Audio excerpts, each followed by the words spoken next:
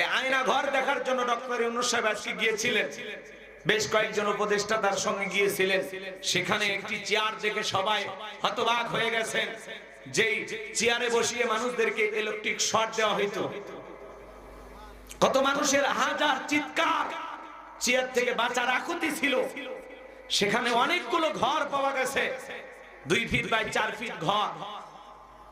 আসিফ মাহমুদ আপনারা শুনেছেন, সে একজন উপদেষ্টা, সে বলেছেন এখানে আমাকে 6 দিন রাখা হয়েছিল, এখানে আমাদেরকে রাখা হয়েছিল, নাহিদ ভাইকেও রাখা হয়েছিল। সে ঘর দেখে, দেয়াল দেখে চিনতে পেরেছেন এই সেই আয়না ঘর। যারা এই দেশে জ্যান্ত মানুষকে আয়না ঘরে বন্দি করে রাখতো, দুনিয়ার আলো বাতাস দেখতে দিত না, আজকে দেখেন বাংলার জমিনে আল্লাহ তাদেরকে কিভাবে নিষিদ্ধ করেছেন। কথা বলে ঠিক না? আয়না ঘর, এটা নিয়ে অনেকে বলে ধোঁয়াশা, মিথ্যা, গুজব, অনেকে বলে এগুলো নাটক। আমরা বলতেছি যারা জুলুম আর নির্যাতনের শিকার হয়েছেন, এই যে আরমান, যে ভদ্রলোককে নির্যাতন জুলুম করা হয়েছিল, মীর কাসিম আলীর ছেলে, তিনিও গিয়েছেন। গোলাম আজমের সন্তান, কি ভদ্র মানুষ ছিলেন, কথা বলেন না কেন? তাদেরকে ওই ঘরগুলোতে রাখা হয়েছে, তারা কি মিথ্যা বলতেছে? জোরে বলে মিথ্যা বলা হচ্ছে। অনেকে বলতেছেন এগুলো নাটক। ওই চেয়ারটা দেখে সোশ্যাল মিডিয়া ভাইরাল হয়ে গেছে। ভারতের এক হিন্দু সাংবাদিক সে পর্যন্ত বলেছেন যে আমি নিজে আয়না ঘর দেখলাম। তাহলে চিন্তা করেন বাজান গো আমার, যারা আয়না ঘর বানিয়ে হাজার হাজার নিরীহ মানুষের উপরে জুলুম অত্যাচার করেছিল, তাদের বিরুদ্ধে যারা এই কথা বলতো, এই বন্দিশালায় নিয়ে যায় তাদেরকে নির্যাতন জুলুম করা হতো। প্রধান উপদেষ্টা ডক্টর ইউনূস সাহেব আয়না ঘর দেখে আসার পরে হতবাক হয়েছেন। তিনি তার মত প্রকাশ করতে গিয়ে এক পর্যায়ে কান্নায় ভেঙে পড়লেন, আর তিনি বললেন এটা আইয়ামে জাহিলিয়াতের যুগকেও হার মানিয়েছে। কথা বলেন ঠিক না? এটা ছিল তাদের বন্দিশালা, এই আয়না ঘর। অনেকে বলতেছে এগুলো গুজব, এগুলো মিথ্যা, এগুলো বানোয়াট। ভাই, যে মানুষগুলোর উপর নির্যাতন হয়েছে তারা তো জানে। আজকে সোশ্যাল মিডিয়া তোলপাড় হয়ে গেছে আয়না ঘরের দৃশ্য দেখে, মানুষ চোখের পানি ছেড়ে দিয়ে কান্না করতেছে। কি চেয়ার, যে চেয়ারে মানুষকে বসিয়ে ইলেকট্রিক শর্ট দেওয়া হতো। ইলেকট্রিক শর্ট যেখানে যাদেরকে দেওয়া হয়েছে তারা বোঝে যে আসলে নির্যাতন জুলুমটা কোন পর্যায়ে। আমরা তো খালি শুনেছিলাম, অনেক ভাই, আমাদের ইসলামী আন্দোলনের অনেক কর্মী ভাইয়েরা, তারা আমাদের কাছে প্রকাশ করতেন যে কিভাবে আসলে টর্চার করা হইতো। এই টর্চার সেলগুলো দেখলে মানুষ জ্যান্ত মারা হয়ে যেত। 4 ফিট, যেখানে ঠিক মতো সোজা হয়ে শোয়াও যাইতো না, সেখানে টয়লেট, বাথরুম, কোনো মতে খাইতে দিত। এই নির্যাতন জুলুমের এই ভয়ঙ্কর আয়না ঘর যারা বানিয়েছে, আল্লাহ অবশ্যই তাদের জীবনেও ভয়ঙ্কর পরিণতি অপেক্ষা করতেছে। কথা বলে ঠিক না? মাজলুমের আত্মনাদ, যে সমস্ত মানুষদের উপরে আয়না ঘরে বন্দী করে চেয়ারে বসে ইলেকট্রিক শক দেওয়া হয়তো, সেই মানুষদের হাজারি চিৎকার আসমানে পৌঁছে গেছে। এই জন্য তাদের স্বপ্নকে আল্লাহ বানচাল করে মাঝপথে ক্ষমতার চেয়ার থেকে আল্লাহ তাদের বিদায় করে দিয়েছে। কথা বলে ঠিক না? বাড়াবাড়ি করতে না। কই গেল 41 সাল, কই গেল দাম্ভিকতা, কই গেল অহংকার? পালাবো না, হারাবো না, বড় বড় কথা বলতেন, সব তো ভুলে গেলেন। জোর করে চিরকাল টিকে থাকা যায় না। আপনারা বারবার বলতেন আমরা জনগণের সরকার। জনগণের সাথে যদি আপনাদের মহব্বত ভালোবাসা থাকতো, আজকে কেন সেই দেশের জনগণকে রেখে ভারতে যা কি করেন? কই জনগণ তো দেশে আছে, আপনারা পালাইলেন কেন? কথা বলেন নাকি আপনারা? আমরা বারবার বললাম ম্যাডাম পদত্যাগ করেন, পদত্যাগ করেন, শুনলেন না। এত অভিমান ছিল আপনার, এত রাগ ছিল। আল্লাহ বলে এরা কিসের পদত্যাগ করবে? এরা যে অন্যায় অপরাধ করেছে, আয়না ঘর বানিয়ে বছরের পর বছর মানুষকে, জ্যান্ত মানুষকে কবরের মতো বিছানায় রেখেছিল। আয়না ঘর নামক এই দুনিয়াবি গজব, জ্যান্ত কারাগার। কথা বলে না কেন?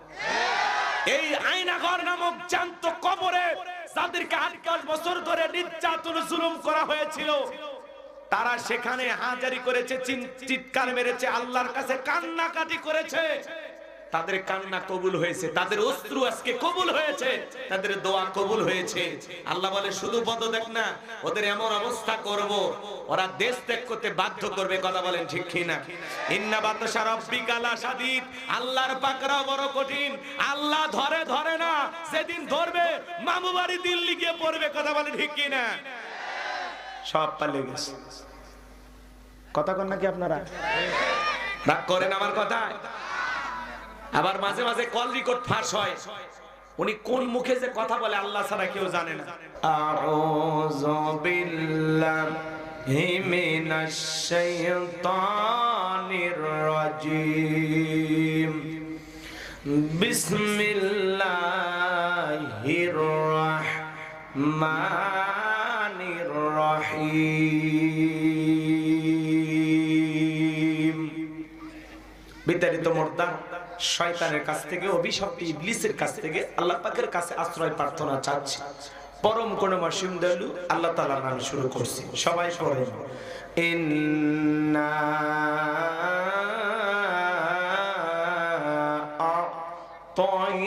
আ'তাইনাকাল কাউসার ফাসাল্লি লিরাব্বিকা ওয়ানহার ইন্না শানিয়াকা হুয়াল আবতার। সূরা কাউসার সকলের মুখস্থ আছে। মোট আয়াত 3টি, রুকু আছে 1টি। বিশ্বনবীর মক্কার জিন্দেগিতে আল্লাহ তাআলা এই সূরাটি নাজিল করেছেন। কোরআনুল কারীমের 108 নম্বর সূরা। যে কোন সূরা বা আয়াতের তাফসীর করতে হলে কোন প্রেক্ষাপটে কোন সময় আল্লাহ তাআলা সেই সূরাটি বা আয়াতটি নাজিল করেছেন, সেই নাজিলের প্রেক্ষাপট জানার দরকার আছে না নাই? আরবিতে বলা হয় শানি নজুল। যদি শানি নজুল আলোচনা করা হয় তাহলে তাফসীর বুঝতে সহজ হয়। চিৎকার মেরে বলুন আল্লাহু আকবার। তাহলে এই সূরাটি কোন প্রেক্ষাপটে কোন সময় আল্লাহ তাআলা নাজিল করেছেন, সেই নাজিলের প্রেক্ষাপটটা কেমন ছিল আমি কি একটু তুলে ধরবো? কষ্ট হবে না তো ইনশাআল্লাহ? বলবো তো ইনশাআল্লাহ।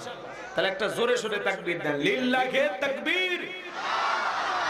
সম্মানিত ভাইরা আমার, বিশ্বনবীর প্রিয় সাহাবী হযরতে আনাস রাদিয়াল্লাহু তাআলা আনহু বলেন, নবীজি কাবার হাতিমে হেলান দিয়া বসা।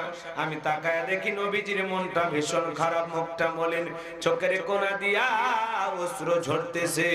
হযরতে আনাস ডেকে বলেন, কিছুটা সময় অতিবাহিত হয়ে যাওয়ার পরে আমি তাকায়া দেখি নবীজির মুস্কি মুস্কি হাসতেছেন। বলুন সুবহানাল্লাহ।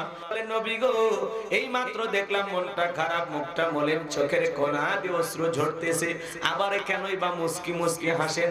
আমার নবী কেন কাঁদেন, কেন হাসেন, এর পেছনে রহস্য আছে না নাই?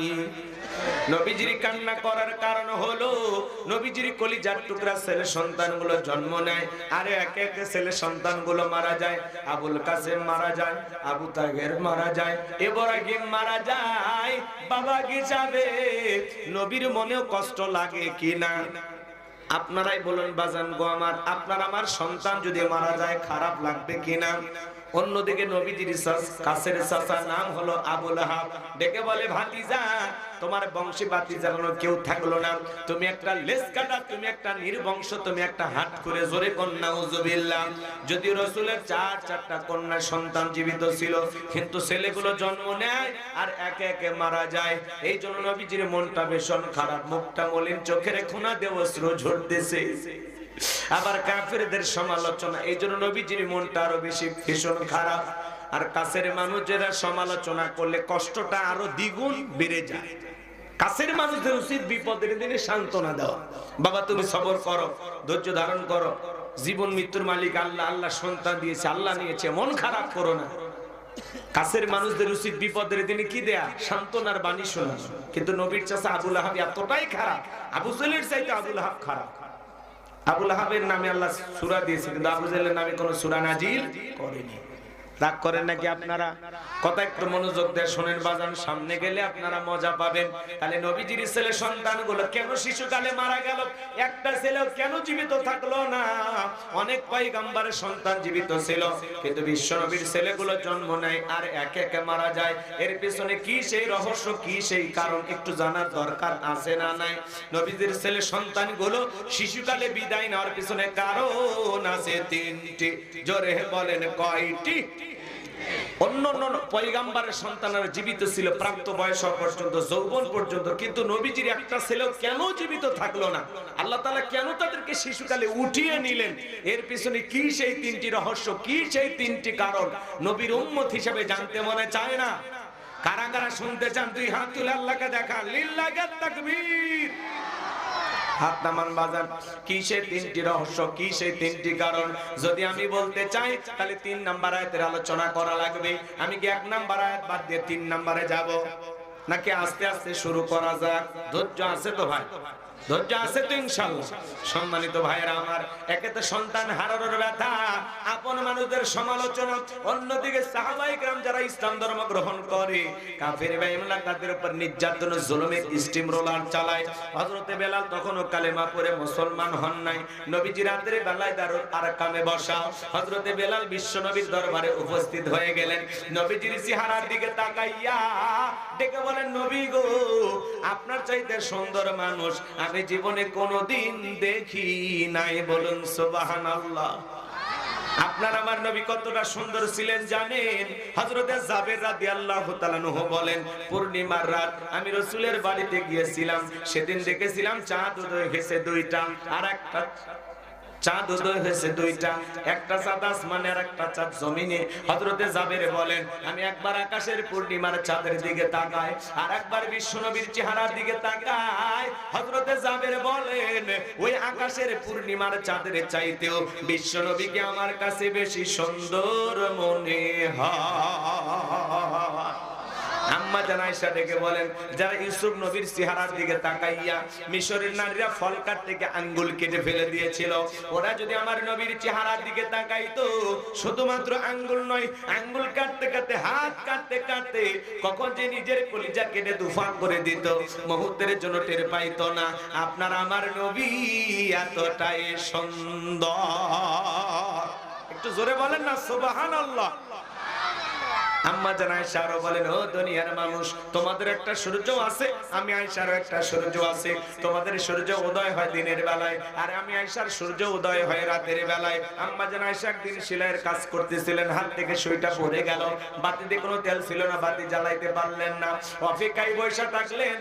বিশ্বনবী যখন এশার সালাত আদায় করার পরে ঘরের ভিতরে প্রবেশ করলেন, নবীজি ঘরে ঢুকে সর্বপ্রথম আম্মা জান আয়েশাকে সালাম দিলেন। নবী ঘরে ঢুকে স্ত্রীকে কি দিলেন? জোরে বলেন, কি দিলেন? আল্লাহ রাসূল ঘরের ভিতরে ঢুকে সর্বপ্রথম তার প্রিয়তম স্ত্রী আম্মা জান আয়েশাকে সালাম দিলেন। তাহলে নবীজির সুন্নাহ হলো ঘরে যখন প্রবেশ করবেন বিবিকে সালাম দিয়ে ঢুকবেন। কথা কন না কেন? বাড়িতে যাব ওকে সালাম দিবেন, আসসালামু আলাইকুম রহিমা, কেমন আছো সোনা? ঘরের দরজাটা খোলো না, আমি তোমার লিটনের বাপ, তোমার দিওয়ানা। বউ খুশি হয়ে দরজা খুলবে, কথা বলেন ঠিক কি না? কিন্তু আমাদের ব্যবহার এত মিষ্টি না। ঘরের দরজা চিৎকারে মেরে ডাক দেয়, এ রুবেলের মা, এ রুবেলের মা, দরজা খোল। বেশি দেরি হলে দরজা ভাঙে ফেলে দিয়া তোর পিঠের উপর আজ কি যে হবি রে।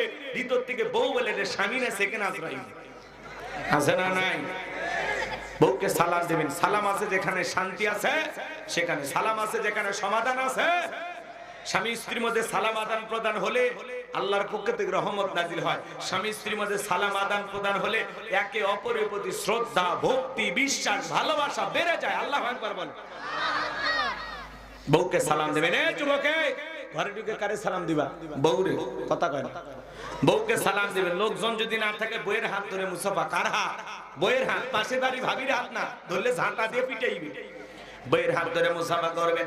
একেবারে যদি ময়দান ফাঁকা থাকে কোলাকুলিও সেরে নেবেন। সালাম আছে যেখানে শান্তি আছে। অনেক বড় বড় ঝামেলা একটা সালামের মাধ্যমে সমাধান হয়ে যায়। আর বাড়িতে যায় স্বামীও সালাম দেয় না, বউ সালাম দেয় না, দুইজনে বোবা। কথা কন না কেমন? শুধু নিজের ঘরে সালাম চালু থাকবে, স্বামী স্ত্রী সন্তান সবাইকে সালাম দেবেন। পাশাপাশি সূরা নূরের 27 নম্বর আয়াতে আল্লাহ কি বলেছেন? এক মুমিন আর এক মুমিনের গৃহে যখন প্রবেশ করবে ওই গৃহবাসীর অনুমতি নিয়ে গৃহবাসীকে সালাম দিয়ে তারপরে বাড়িতে ঢুকতে হবে। আপনি রুবেল রুবেল কয়ে বাসা বাসা কয়ে বাড়ির মধ্যে ঢুকে যান, বাসার বইয়ের অন্যান্য ঠিক না, ওর মা কি করে ওর বোন কি করে এক নজরে আপনার দেখা শেষ। কথা কয় না, কারো বাড়িতে সালাম না দিয়া অনুমতি না নিয়ে প্রবেশ করা যাবে না। আর আপনি কি শুরু করছেন, যাত্রার বাড়ির মধ্যে না বইলে ঢুকে যান, কোনো সালাম নাই কোনো অনুমতি নাই, ভদ্রতা শিখবেন কবে? রাজশাহী তো মানুষ অবশ্যই এগুলো করে না, আগে যা সালাম নাই, সালাম দেন না, কথা কন না, সালাম দিয়ে অনুমতি নিবে। এই যে সালাম দিলেন অনুমতি নিলেন, এর মধ্যেই মহিলারা আড়ালে চলে গেল, পর্দা করতে পারলো, ঝামেলা হইল না। এই জন্য আল্লাহ বলেন এর ভিতরে কি আছে, কল্যাণ আছে। এগুলো আমাদের বোঝা লাগবে, আল্লাহ যেন আমাদের বুঝ দান করেন। জোরে বলেন আমিন। এক জায়গায় ওয়াজ করলাম, কয় হুজুর বউকে সালাম দিদিকে শরম লাগে। আমি তখন বললাম তুমি বিয়ে করছো কি কোন হুজুর, 3 সন্তানের বাপ আমি। আমি তখন বললাম স্ত্রী সহবাসের একটা দোয়া আছে তুমি কি জানো? কয় দত হুজুর এটা দোয়া পড়ার টাইম। 3টা সন্তানের বাবা হয়ে গেল, ওর শরম লাগে না, সালাম দিদিকে শরম লাগে। এটা শরম না শয়তানি? কারণ এর শরম যদি বেশি হয় তার বই তো বাচ্চা হওয়ারই কথা না। আল্লাহ যেন হেদায়েত দান করেন। জোরে বলেন আমিন। তাহলে কি আজ থেকে ঘরে যা সালাম দিবেন তো? আজকে যা বউকে সালাম দিবেন, বউ চমকে উঠবি কারে সালাম দিলা, তখন বলবা ময়নার মা তোরই দিলাম। তখন বলতে পারে আজকে বার কোন হুজুরের মুরিদ নিয়ে বাড়িতে ঢুকলা, সেদিনই তো মুখের গাছের কলা চুরি করলা। কারণ 2-4 দিন দিতে দিতে অভ্যাসে পরিণত হবে। বউ সালাম দেননি যে হঠাৎ করে সালাম দিলে একটু চমকে উঠতেই পারে। কি রাজি আছেন চাচা? আজ থেকে কি চাচি সালাম পাবে? ঠিক আছে, বাড়িতে যা সালাম দিবেন। আমার ভাইয়ের লম্বা করার কোনো সুযোগ নাই। আমি যে কথা বলতে চাচ্ছিলাম, আম্মা জান আয়েশা ডেকে বলে নবী যখন সালাম দিয়ে ঘরের ভিতরে প্রবেশ করলেন, নবীজির চেহারার আলোতে সুইটা কই পড়ে আছে আমি পরিষ্কার দেখতে পেয়েছি। বলুন সুবহানাল্লাহ। কেমন নবী পাইছি, নবীর সম্মান মর্যাদা কত জানেন? এক জায়গায় ওয়াজ করলাম, ভাই বলেন তো আমাদের নবীর নাম কি? বলে হুজুর আব্দুল কাদের জিলানী। পীর সাহেবের নাম মুখস্থ আছে কিন্তু কপাল পরা নবীর নামটাও বলতে পারে না। যে নবী এদিকে খেয়াল করেন, যে নবী হ্যাঁ বললে তামাম পৃথিবীবাসীর জন্য আল্লাহ পাক হালালে পরিণত করে দেয়, যে নবী না বললে তামাম পৃথিবীবাসীর জন্য আল্লাহ পাক হারামে পরিণত করে দেয়। জমিনে পথ চললে আসমানের এক খণ্ড মেঘ আসা ছায়া প্রদান করত। বলুন সুবহানাল্লাহ। যেই নবীর চেহারার উপরে মশামাছি ভরা হারাম, নবীজি যখন ঘেমে যেতেন আম্মা জানেরা নবীজির দেহের ঘামগুলো শিশির ভিতরে জমা রাখতেন। বিশেষ দিনে নবীজির দেহের ঘামগুলো সুগন্ধি হিসাবে ব্যবহার করা হতো। বলুন সুবহানাল্লাহ। হযরতে আনাস বলেন, হাদিস শরীফের ভিতরে আসছে বাজান গো আমার, হযরতে আনাস বলেন নবীজির দেহের ঘামের চাইতে দামি সুগন্ধি জীবনে কোনোদিন আমি আমার নাকে পাইনি। বলুন সুবহানাল্লাহ। নবীজি থুতু নিক্ষেপ করলে সেখান থেকে সুগন্ধি বের হয়ে যাইতো। নবীজি ওযু করলে ওযুর পানি দিয়ে সুগন্ধি বের হয়ে যাইতো। সুবহানাল্লাহ বলেন। সাহাবীরা মাঝে মাঝে নবীজির এই পানিগুলো নিয়ে নিজের জামার ভিতরে মাখতেন, আর এটা আতরের চাইতে বেশি সুগন্ধি ছড়াইতো। বলুন না সুবহানাল্লাহ। এ বাজান গো আমার, কয়টা কথা বলবো নবীর সম্মান মর্যাদা জুড়ে আলোচনা করি, সারা রাত চলে যাবে তবু আলোচনা শেষ হবে না। যে নবী আসমানের চাঁদের দিকে ইশারা করলে চাঁদ 2 টুকরো হয়ে যায়, জমিনে পথ চললে এদিক খেয়াল করেন, জমিনে পা তুললে মাওলা পাকের আরশে আজিমে পৌঁছে যায়। বলুন না সুবহানাল্লাহ। যেই ছাগলের স্তনে দুধ নাই, ওই বিশ্বনবীর হাতটা যদি লেগে যায় দুধে পরিপূর্ণ হয়ে যায়। যেই খাবার 2-3 জন মানুষ খাবে, ওই খাবারে যখন রাসূলের হাতটা লেগে যায় হাজার হাজার মানুষ খাবার খেয়েও যেমন খাবার তেমনি থাকতো। বলুন সুবহানাল্লাহ। যেই নবীর চেহারার দিকে তাকাইলে পেটের ক্ষুধা নিবারণ হয়ে যাইতো। কেমন নবী পাইছি বাজান, কেমন নবী পাইছি। নবীর জন্য আমরা পাগল পারা হই, কথা বলেন না কেন? পাইলে নিরালাই গো নবী, পাইলে নিরালাই, পাইলে নিরালাই গো নবী, পাইলে নিরালাই। 2 কদমে চুমু খাবো, 2 কদমে চুমু খাবো, চরণ ধুলি মাখবো গায়ে। পাইলে নিরালাই গো নবী, পাইলে নিরালাই, পাইলে নিরালাই গো নবী, পাইলে নিরালাই। 2 কদমে চুমু খাবো, দুই কদমে চুমো খাবো, চরণ ধুলি মাখবো গাই, পাইলে নিরালাই গো নবী, পাইলে নিরালাই। জোরে বলেন মারহাবা। সেই নবীর কাছে হযরত বেলাল, কথা মনে আছে না ভুলে গেছেন? হযরত বেলাল লিখে বলে, নবী আপনি কালেমার দাওয়াত দেন, ইসলামের প্রচার প্রসার করেন, দয়া করে আমারে কালেমা পড়ায় দেন। বিশ্বনবী হযরত বেলালকে কালেমা পড়ায় দিলেন, লা ইলাহা ইল্লাল্লাহু মুহাম্মাদুর রাসূলুল্লাহ সাল্লাল্লাহু আলাইহি ওয়াসাল্লাম। হযরত বেলাল কালেমা পড়ে মুসলমান হয়ে গেল। নবী আমার ডেকে বলে, বেলাল ইসলামের অবস্থা এখন ভালো না, কালেমা পড়ে আপাতত প্রকাশ করা যাবে না। হযরত বেলাল তাকে আমার নবী ডেকে বলেন, বেলাল ইসলামের অবস্থা এখন আপাতত ভালো না। 3 বছর ধরে মক্কা নগরে প্রকাশ্যে কালেমার উচ্চারণ করা যাইতো না, প্রকাশ্যে আল্লাহর নাম নেওয়া যাইতো না। কথা বলে ইসলামের অবস্থা সব সময় ভালো থাকে? আজও তাম পৃথিবীর দিকে তাকায় দেখেন, তাম পৃথিবীর জালেম আর বেঈমানেরা ঐক্যবদ্ধ হয়েছে ইসলাম আর মুসলমানকে বিদায় করে দেওয়ার জন্য। কথা বলেন ঠিক কিনা? আজও ফিলিস্তিনের জমিনে মুসলমানের রক্ত ঝরে, কাশ্মীরে মুসলমানের রক্ত ঝরে, চীনের উইঘুরে মুসলমানদেরকে হত্যা করা হয়, মুসলমানের মসজিদগুলোকে ভেঙে গুড়িয়ে দেওয়া হয়। আজও ভারতে গরুর গোশত খাওয়ার অপরাধে মুসলমানকে হত্যা করা হয়। কথা বলেন ঠিক কিনা? আজও তাম পৃথিবীতে যেখানে মুসলমান সেখানে নির্যাতন জুলুম আছে না নাই? তাম পৃথিবীর জালেম বেঈমানরা, সাদা চামড়ার দলেরা, ওই জালেমেরা ঐক্যবদ্ধ হয়েছে ইসলাম আর মুসলমানকে মুছে ফেলবে, কিন্তু ওরা তো জানে না ইসলামের সুইচ আছে কার হাতে। আমার আল্লাহ ডেকে বলেন, ইউরিদুনা লিতুফিউ নূরাল্লাহি বিআফওয়াহিহিম ওয়াল্লাহু মুতিম্মু নূরিহি ওয়ালাউ কারিহাল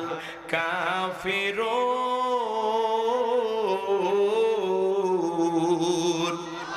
সূরা সাফ আয়াত নাম্বার 8। আমার আল্লাহ রাব্বুল আলামিন জানিয়ে দিলেন, কাফেররা চায় মুখের ফুৎকারে দিনের আলোকে, ইসলামের আলোকে, কোরআনের আলোকে নিভায়া দিতে। আমার আল্লাহ ডেকে বলেন, আল্লাহু মুতিম্মু নূরিহি, এই জমিনে দিনের আলোকে, কোরআনের আলোকে, ইসলামের আলোকে আমি আল্লাহ রাব্বুল আলামিন প্রতিষ্ঠিত করে ছাড়বো। যদিও কাফের বেঈমানদের অন্তরে যত ধরনের জ্বালা যন্ত্রণা হোক না কেন, বলুন আল্লাহু আকবার। ইসলাম আছে, ইসলাম থাকবে, কিন্তু ইসলামকে বিদায় করতে আসবে যারা, তাদের বিদায়ের ঘন্টা বাজিয়ে দিবেন তিনি কে? জালেমেরা ঐক্যবদ্ধ হয়। কিন্তু মনে রাখবেন, নমরুদ ফিরাউনের যেরকম পরিণতি হয়েছে, আজও পৃথিবীর জমিনে যারা মুসলমানের রক্ত নিয়ে খেলা করে, ওই জালেমদের পরিণতি ভালো হবে না। কথা বলেন ঠিক কিনা? বাংলাদেশেও যারা আলেমদের রক্ত নিয়ে খেলা করেছিল, এই দেশের সোনার মানুষদেরকে, আলেমদেরকে ফাঁসির দড়িতে ঝুলিয়েছিল, শাপলা চত্বরে আলেমদেরকে হত্যা করেছিল, যাদের হাতে মুসলমান রক্ত লেগেছিল, আজকে ক্ষমতার চেয়ার থেকে তারা পালিয়ে গেছে। কথা বলে ঠিক কিনা? আজকে ডক্টর ইউনূস সাহেব প্রধান উপদেষ্টা আয়না ঘর প্রদর্শনের জন্য গিয়েছিলেন। কথা কন না? বলে আমি এখনো প্রধানমন্ত্রী আছি, তাহলে ভারতে কি করেন? আপনি এই দেশে আসেন, আমরা আপনার অপেক্ষায় আছি। মেয়ে মানুষ কতদিন বাইরে থাকবেন? কথা কয় না? আমাদের মায়া দয়া আছে না? আপনি আসেন, আসেন। এই দেশে আপনার বাবার, এই দেশে আপনার স্বামীর, আপনি আসেন। ওই যে আপনাদের গোপালগঞ্জের নেতারা ফোন দেয় আর বলে, আপা আসেন, আপা আপনি আসেন, আপা আপনি গোপালগঞ্জে চলে আসেন, বলে না? আমরা বলি আসেন।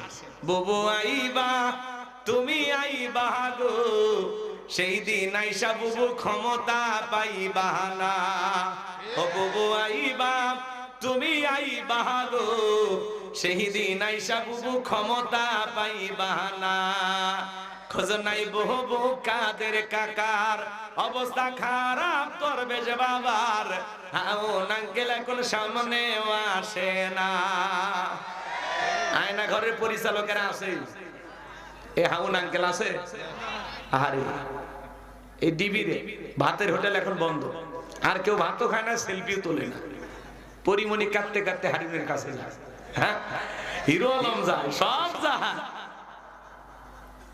ছোট্ট বাচ্চা যে লুবুবা নাম কি, হ্যাঁ, উনিও হাউন আঙ্কেলের কাছে লেখা, উনি তো নামটা ভাইরাল করছে। আমি কান্দে দিছি না কেঁদে দিছি? কেঁদে দিছি। উনি নাম তো হাউন আঙ্কেল। কথা কয় না কেন?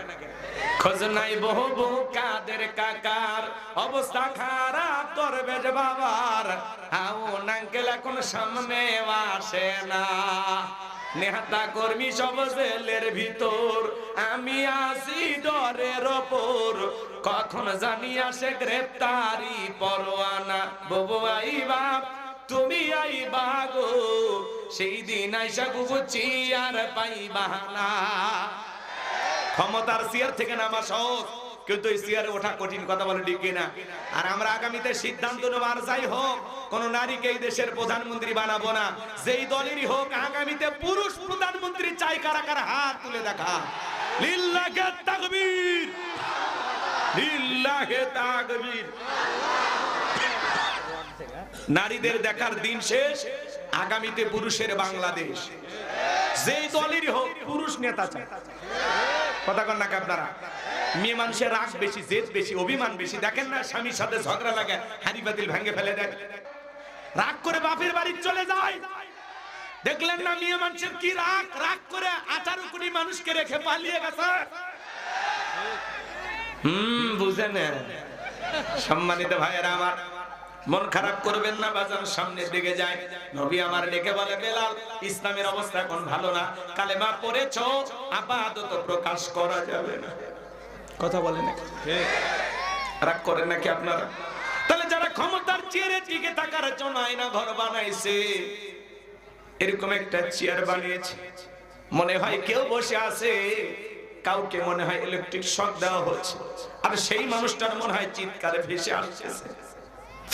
কত মানুষ বাজার আকুতি করেছিল আয়না ঘর থেকে ফিরে আসবে, কত মানুষ দুনিয়ার জমিন থেকে ভাবে চলে গেছে, আল্লাহ ছাড়া কেউ জানে না। এতটা জুলুম করতে নাই, অত্যাচার করতে নাই। এই জন্য বাজান যে কথা আমি বলতে চাচ্ছিলাম, ইসলামের অবস্থা সব সময় ভালো থাকে না। বেলাল ডেকে বলে, নবী আমার জীবনের কোনো দাম নাই, আমার মনে ওমাইকে বলেছিলাম উর্দুম্বা ছাগল পেশাব পায়খানা করে দেয়, এই ঘরে থাকতে আমার বড় কষ্ট হয়। ওমাই ডাইকে বলে, বেলাল উর্দুম্বা ছাগলের দাম আমার কাছে আছে, কিন্তু তোর মতো কালু হাফসি বেলালের দাম আমার কাছে নাই। নবী গো আপনি শুধু দোয়া করে দেন, মৃত্যু পর্যন্ত যেন কালেমার পথে টিকে থাকতে পারি। এই কথা বলে হযরতে বেলাল রাদিয়াল্লাহু তাআলা চলে গেলেন। সকালবেলা সূর্য উদয় হয়ে গেছে, অনেকটা বেলা হয়ে গেছে, বেলাল দরজা খোলে না। অন্য চাকর যারা আছে নালিশ নিয়ে চলে গেছে মনিব ওমায়ের কাছে, যা বলে নেতা এখন পর্যন্ত বেলাল দরজা খোলে নাই, তাই নাকি? বলে হ্যাঁ, এমনি তো দেখতে পারে না, তার উপর আবার অভিযোগ। দেরি করলেন না, দরজায় নক করে, বেলাল দরজা খোল। হযরতে বেলাল দরজা খোলে না, জোরে করে ধাক্কা মারছে, যখন দরজা খুলে গেছে তখন এইবার ওমায়া তাকায়া দেখে যেই রাত্রিতে হযরতে বেলাল কালেমা পড়ে মুসলমান হয়েছে, ওই রাত্রিতে একটা উটদুম্বা ছাগলের কাছে কোনো পেশাব পায়খানা নাই। জোরে বলেন মারহাবা। এইবার দেখে বলে, বেলালের বিরুদ্ধে মিথ্যা অভিযোগ দাও, তোমরা যখন ঘুমাচ্ছিলে বেলাল তখন ময়লা আবর্জনা পরিষ্কার করেছে, তাকায় দেখো একটা উটদুম্বা ছাগলের কাছে কোনো পেশাব পায়খানা নাই, যাও নিজেদের কাজ করো। এই কথা বলে ওদেরকে তাড়িয়ে দিলেন। এক পা দুপা করে বেলালের কাছে চলে গেলেন। হযরতে বেলালকে হালকা করে ধাক্কা মারছেন, যখন জবান দিয়ে কালেমার আওয়াজ বের হয়েছে তখন আল্লাহু আকবার বলেন। হযরতে বেলালের কণ্ঠে কালেমা শোনার পরে ওমায়ে ডেকে বলে, বেলাল কয়েকদিন আগে নেতা আবু জেহেল বলেছে খবরদার দাসদাসী যেন কালেমা না পড়ে, আবার তুমি সেই একই ভুল করলে, নেতার কাছে মুখ তো দেখাইতে পারবো না। বেলাল রে, এখনো সময় আছে, উদ্দম্বা ছাগলের মালিক বানায় দেব, নবী মুহাম্মাদের কালেমা ছেড়ে দাও। হযরতে বেলাল ডেকে বলে, গতকাল রাত্রিতে নবীজির হাতে হাত রেখে আমি কালেমা পড়ে মুসলমান হয়েছি, বলুন সুবহানাল্লাহ। আর দুনিয়ার কোন পার্থিব সম্পদের বিনিময়ে বেলাল তার ঈমান বিক্রি করবে না, বলেন আল্লাহু আকবার। মুসলমান হবে যারা, সত্য কথা স্বীকার করবে তারা, ওয়াকুলু কাওলান সাদীদা, সত্য কথা বলতে হবে। মুসলমানেরা কখনো মিথ্যাবাদী হতে পারে মুসলমানের হবে সত্যবাদী। আর আমাদের সমাজে এমন নেতা আছে বড় পেটে মিথ্যা, খালি পেটে মিথ্যা। এমন মানুষ আছে মিথ্যা বলতে বলতে চেহারা বেঁকা হয়ে গেছে, এক পা কবরে চলে গেছে, তারপরে মিথ্যা বলা ছাড়ে না। বলে আমরা হেলিকপ্টার দিয়ে পানি দিয়েছিলাম, পানি যদি দিলেন ছাদের শিশুটা মারা গেল কিভাবে, রাস্তা চলা পথিকটা কিভাবে মারা গেল, কথা বলেন ঠিক কিনা? এত মিথ্যা কথা তারা বলতো, তাদেরকে দেখে বোঝা যাইতো না এটা মিথ্যাবাদী না সত্যবাদী। বোঝা যাইতো? বোঝা যাইতো না। মায়াবী চেহারা ছিল। কথা কয় না কে? চলেন না বাজান সামনের দিকে যাই, গুনাহগারের কথাগুলো মন দিয়ে শুনেন। এইবার ও মায়ে ডেকে বলে আমার কথা না শুনলে বেলাল বড় নেতা আবু জেহেলকে খবর দেব। হযরতে বেলাল ডেকে বলে কোন বড় নেতা ছোট নেতা কাউকে গোনার টাইম নাই। আমি দুনিয়ার কোন আবু জেহেলকে ভয় করি না, আমি ভয় করি আমার আল্লাহকে। বলুন আল্লাহু আকবার। এইবার দৌড়ে চলে গেল নেতার কাছে, যা বলে নেতা সংবাদ খুব খারাপ, আমার বাড়ির কি দোদার বেলাল কালেমা পড়ে মুসলমান হয়েছে। তাই নাকি? বলে হ্যাঁ ঠিক আছে যাও। আবু জেহেলের একটা সাঙ্গ পাঙ্গ ক্যাডার মাস্তান ছিল, যাদের কাজই হলো মুসলমানদের উপর নির্যাতন জুলুমের স্টিম রোলার চালানো। এ ভাইরা আমার, দিল দিয়ে কথাগুলো বুঝবেন। আজও তামাম পৃথিবীতে দিকে তাকায় দেখবেন জালেমদের বিশেষ একটা বাহিনী থাকে, যাদের কাজই হলো টুপিওয়ালা দাড়িওয়ালা ইমানদার আলেম ওলামাদের উপর নির্যাতন জুলুম চালানো। কোনো অপরাধ নাই, ইসলামী আন্দোলন করে এজন্য গায়েবী মামলা। জীবনে কোনোদিন একটা অটোতে ঢেল বাড়েনি গাড়ি ফোরানোর মামলার আসামি। অন্ধ ব্যক্তির নামে পর্যন্ত গাড়ি ফোরানোর মামলা দিত। শয়তান এই কথা শোনার পরে কি বলবে বলেন? বলবে এটা পৃথিবীর সবচেয়ে বড় মিথ্যা কথা। আচ্ছা অন্ধ মানুষ গাড়ি ফোরাইতে পারে? গাড়ি কোনটা বাড়ি কোনটা চেনে? তো চোখে দেখে না। ঠিক ঢাকা সুপ্রিম কোর্টে এক অন্ধ মানুষ গেল না, তারে গাড়ি ফোরানোর মামলা দিছি। এদের পাশে বসে আছেন সভাপতি সাহেব, কত যে মামলার আসামি। বাড়িতে একটু বসে না খাইতে বসছে, কয় হুজুর খাওয়া পরে চলো, ফজর পরে একটু ঘুমাবে, চেতন পায় থেকে জেলখানা। কি এরকম জীবন ছিল না? এরকম হাজারো মানুষ ছিল, পরিবার থাকার পরেও অসহায়ের মতো জীবন যাপন করছে, বাচ্চাদেরকে আদর করতে পারেনি, বৈধ বিবি থাকার পরেও ওরা তার কাছে ঘুমাইতে দেয়নি। কথা বলেন, ভাগ করবেন না। অনেক দুঃখ জমে আছে, 16 বছরে কাজা একদিনে কি আদায় করা যায়? চলেন না বাজানের সামনের দিকে যায়, মন খারাপ করবেন না। আমি গুনাহগার যে কথা বলতে চাই, আবু জেহেলের একটা বিশেষ বাহিনী ছিল, যাদের কাজই হলো মুসলমানদের উপর নির্যাতন জুলুম চালানো। আবু জেহেল কত বড় খারাপ ছিল জানেন? হযরত আম্মার তার মা সময় কানে রাস্তা দিয়ে হেঁটে যায়, বদমাইশ আবু জেহেলের সাথে দেখা, ডেকে বলে আম্মার শুনলাম তোমরা নাকি মুসলমান হয়েছো। হযরত আম্মার ডেকে বলে গতকালকে বেশ কয়েকদিন আগে আমরা নবীজির হাতে হাত রেখে কালেমা পড়ে মুসলমান হয়েছি। এইবার আবু জেহেল ডেকে বলে তুমি কি জানো ও আম্মার, তুমি কি জানো এর পরিণতি কত ভয়ঙ্কর হতে পারে? হযরত আম্মার ডেকে বলে আবু জেহেল কোন পরিণতি কি আমরা ভয় করি না, আল্লাহু আকবার বলেন। এইবার বদমাইশ আবু জেহেল হযরত আম্মার রাদিয়াল্লাহু তাআলা আনহু এবং তার মা সুমাইয়াকে দুইটা কুটির সাথে বাঁধলেন আর ডেকে বলে আম্মার এখন যদি এটা খেলা দেখায় কেমন হবে বল? হযরত আম্মার বলে ওরে আবু জেহেল কি খেলা দেখায় এবার? আবু জেহেল ডেকে বলে আম্মার তোর চোখের সামনে যদি তোর মাকে আমি উলঙ্গ করি, তোর মায়ের পরনের কাপড় খুলে ফেলি কেমন হবে বল? হযরত আম্মার রাদিয়াল্লাহু তাআলা মাথাটা নিচু করলেন, কোনো জবাব দিতে পারলেন না। মা সুমাইয়া ডেকে বলে আম্মা বেঈমানদের কথা ঈমান ছাড়বি না। আবু জেহেল চলে গেল সুমাইয়ার কাছে, আঘাত করলেন, দেহ থেকে টান দিয়ে কাপড়গুলো খুলে ফেলে দিলেন। চাবুকের আঘাতে সুমাইয়া জমিনের উপরে পড়ে গেল।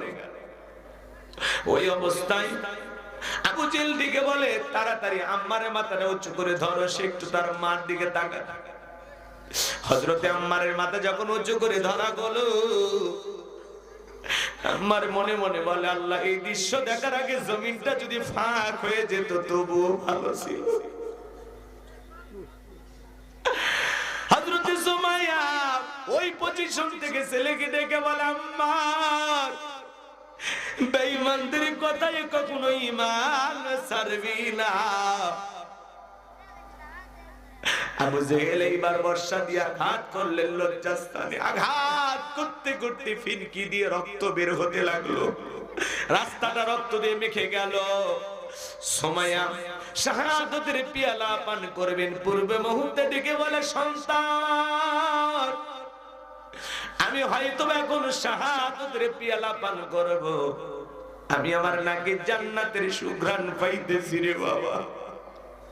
ও আম্মা, আমি মা হয়ে বলে গেলাম, ওই বেঈমানদের কথাই ক্ষণিকের পার্থিব জীবনের সুখের আশায় ঈমান সারবানা। আল্লাহু আকবার, আল্লাহু আকবার। সাহাবায়ে কেরামদের ঈমান কত মজবুত ছিল। চোখের সামনে মাকে এইভাবে বিদায় করা হলো, তবু ঈমান ছাড়লো না। সুবহানাল্লাহ বলেন। অনেক কথা বলার আছে বাজান, ওই দিকে আর আমি গেলাম না। আবু জেহেল এইবার সাঙ্গ পাঙ্গ ক্যাডার মাস্তান নিয়ে এসে বলে, বেলাল এই দিগায়, এসব কি শুনছি তুমি নাকি মুসলমান হয়েছ? হযরতে বেলাল ডেকে বলে, গতকাল রাত্রিতে নবীজির হাতে হাত রেখে আমি কালেমা পড়ে মুসলমান হয়েছি। আবু জেহেল ডেকে বলে, বেলাল আমি তোমারে পার্সোনাল ভাবে মহব্বত করি, শোনো, তুমি যদি চাও উত্তম বা ছাগলের মালিক বানায় দেব, থাকার জন্য ভালো ঘরের ব্যবস্থা করে দেব, ব্যবসা বাণিজ্য যদি করতে চাও দিরহাম টাকা পয়সা যা লাগে দেব। বেলাল তুমি চাইতে দেরি, তোমার চাহিদাটা পূরণ করতে আমরা দেরি করব না। হযরতে বেলাল দেখে বলে, আবু জেহেল রে, দুনিয়ার সব সম্পদ যদি আমি বেলালকে দিতে চাও, দুনিয়ার সব সম্পদ ছাড়তে রাজি, কিন্তু বিশ্ব নবীর কালেমা ছাড়তে রাজি নাই। বলুন সুবহানাল্লাহ। বেলালের মতো যারা খাঁটি ইমানদার, এদেরকে টাকা দিয়া কেনা যায় না। বলেন আল্লাহু আকবার। আরেকটু জোরে বলেন আল্লাহু আকবার। কিন্তু মুনাফিক মরকা মুসলমান যারা টাকার কাছে বিক্রি হয়, তারা টাকা পাইলে বৈধকে অবৈধ বলে ফতুয়া দেয়, অবৈধকে বৈধ বলে ফতুয়া দেয়। টাকা পাইলে বাতিলের পাঁচাটা গোলাম হয়। টাকা যেই দিকে ওদের ফতুয়া সেই দিকে, টাকার জোরে ওদের ফতুয়া ঘোরে। কি কথা ঠিক না? এক প্যাকেট বিরিয়ানি পাইলে কয়, ম্যাডাম আপনি জান্নাতি। এরকম আলেম আছে না নাই? এ বাজান, বাতিলের চামচামি করার সুযোগ আছে? মুমিন বেলালের মতো মুমিন, কেমন খাঁটি মুসলমান ছিল। ইসলামের প্রথম মুয়াজ্জিন হযরতে বেলাল। আবু জেহেল দিকে বলে, বেলাল রে, সোজা আঙ্গুলে ঘি না উঠলে আঙ্গুলে একটু বাঁকা করা লাগবে। যুবকদের লিলিয়ে দিল, চাবুক দিয়ে পিটাও। চাবুক দিয়ে পিটাইতে পিটাইতে কালো চামড়া গুলো ফেটে রক্ত ঝরতে লাগলো। ওরা যত জোরে চাবুক মারে, বেলাল তত জোরে কালেমা পড়ে। চাবুক দিয়ে পিটাইতে পিটাইতে কালো চামড়া গুলো ফেটে রক্ত ঝরতেছে। আবু জেহেল ডেকে বলে, বেলাল চাবুক দিয়ে পিটাইতে পিটাইতে কালো চামড়া গুলো ফেটে রক্ত ঝরে, তারপরে কি নবী মুহাম্মাদের কালেমা ছাড়বি না? হযরতে বেলাল ডেকে বলে, আবু জেহেল রে, মারতে মারতে যদি মেরাও ফেলা দাও, জীবনটা দিতে রাজি, নবীজির কালেমা ছাড়তে রাজি নাই। বলুন সুবহানাল্লাহ। এইবারে চাবুকতে পিটানো বাদ দিয়া আবু জেহেল ডেকে বলে, বেলালের পা বাঁধো, হাত বাঁধো, উঠের পায়ের সঙ্গে লাগাও, হাত পা বেঁধে উঠের পায়ের সঙ্গে রশিটা বেঁধে ঘোরা হলো। আরবির উত্তপ্ত গরম বালি, চাল দিলে মুড়ি হয়ে যায়, এত উত্তপ্ত ফুটান্ড গরম বালি। হযরতে বেলালকে উটের পায়ের সাথে লাগাইয়া ঘোরা হলো। বাবলা গাছের কাঁটাগুলো জিহ্বার ভিতরে পেরেকের মতো মারা হলো। বিকেল বেলা নিয়ে এসে বলে, বেলাল চাবুক দিয়ে পিটাইলাম, পায়ে রশি লাগাই নিয়ে ঘুরলাম, এত নির্যাতন জুলুম কষ্ট দেওয়া হলে রে যুবক, হে বেলাল, তবু কি আব্দুল্লাহর বেটা মুহাম্মদ সাল্লাল্লাহু আলাইহি সাল্লামের দল ত্যাগ করবা না? হযরতে বেলাল আবু জেহেলকে ডেকে বলে, আবু জেহেল রে, আমাকে যদি মারতে মারতে মেরেও ফেলে দাও, বেলালের নিঃশ্বাস থাকবে যতদিন, বেলাল কালেমার পথে টিকে থাকবে ততদিন। বলেন আল্লাহু আকবার। এইবার আবু জেহেল ডেকে বলে, যাও যুবকের দল, যাও, বড় একটা পাথর নিয়ে এসে বেলালের বুকের উপরে চাপায়া দাও। বিশাল বড় একটা পাথর নিয়ে আসা হযরতে বেলালের বুকের উপরে চাপায়া দেওয়া হলো। আবু জেহেল মনে করলো পাথরের চাপার আঘাতে বেলাল মারা যাবে, এই কথা ভেবে কাফেররা চলে গেল। হযরতে বেলালের বুকের উপরে বিশাল বড় পাথর এরপরেও রক্তাক্ত জিহ্বা নাড়াইয়া আল্লাহর জিকির করে, বলুন না আল্লাহু আকবার। এ বাজান, আপনাকে আমাকে জিকির করার জন্য কেউ মারে না, পেটে না, ধমক দেয় না, তবু আমরা কপাল ভরা আল্লাহর জিকির করি না। জিকির করার জন্য আলাদা সময় লাগে না, হাঁটতে হাঁটতে জিকির করা যায়, মাঠে কাজ করতে করতে জিকির করা যায়, ব্যবসা বাণিজ্য করতে করতে জিকির করা যায়। এ বাজান, সব সময় জবানে জিকির চালু রাখবেন। হাদিস শরীফের ভিতরে আসছে, যার জিহ্বাটা আল্লাহর জিকিরে তরুতাজা থাকবে, আল্লাহর জিকিরে ভিজা থাকবে, ওই জিহ্বাওয়ালা মানুষ কোনদিন জাহান্নামের আগুনে জ্বলবে না। আজ করুনি আজ করু কবাস করিলে ওয়ালা তাকফুরুন, তোমরা আমারে স্মরণ করো, আমি আল্লাহ তোমাদেরকে স্মরণ করব। কৃতজ্ঞতা প্রকাশ করো, কৃতজ্ঞ হয়ও না। সব সময় জিকির করবেন সুবহানাল্লাহ, আলহামদুলিল্লাহ, আল্লাহু আকবার, লা ইলাহা ইল্লাল্লাহ, সুবহানাল্লাহি বিহামদিহি, সুবহানাল্লাহিল আযীম। তাহলে সব সময় জবানে জিকির চালু থাকবে কার?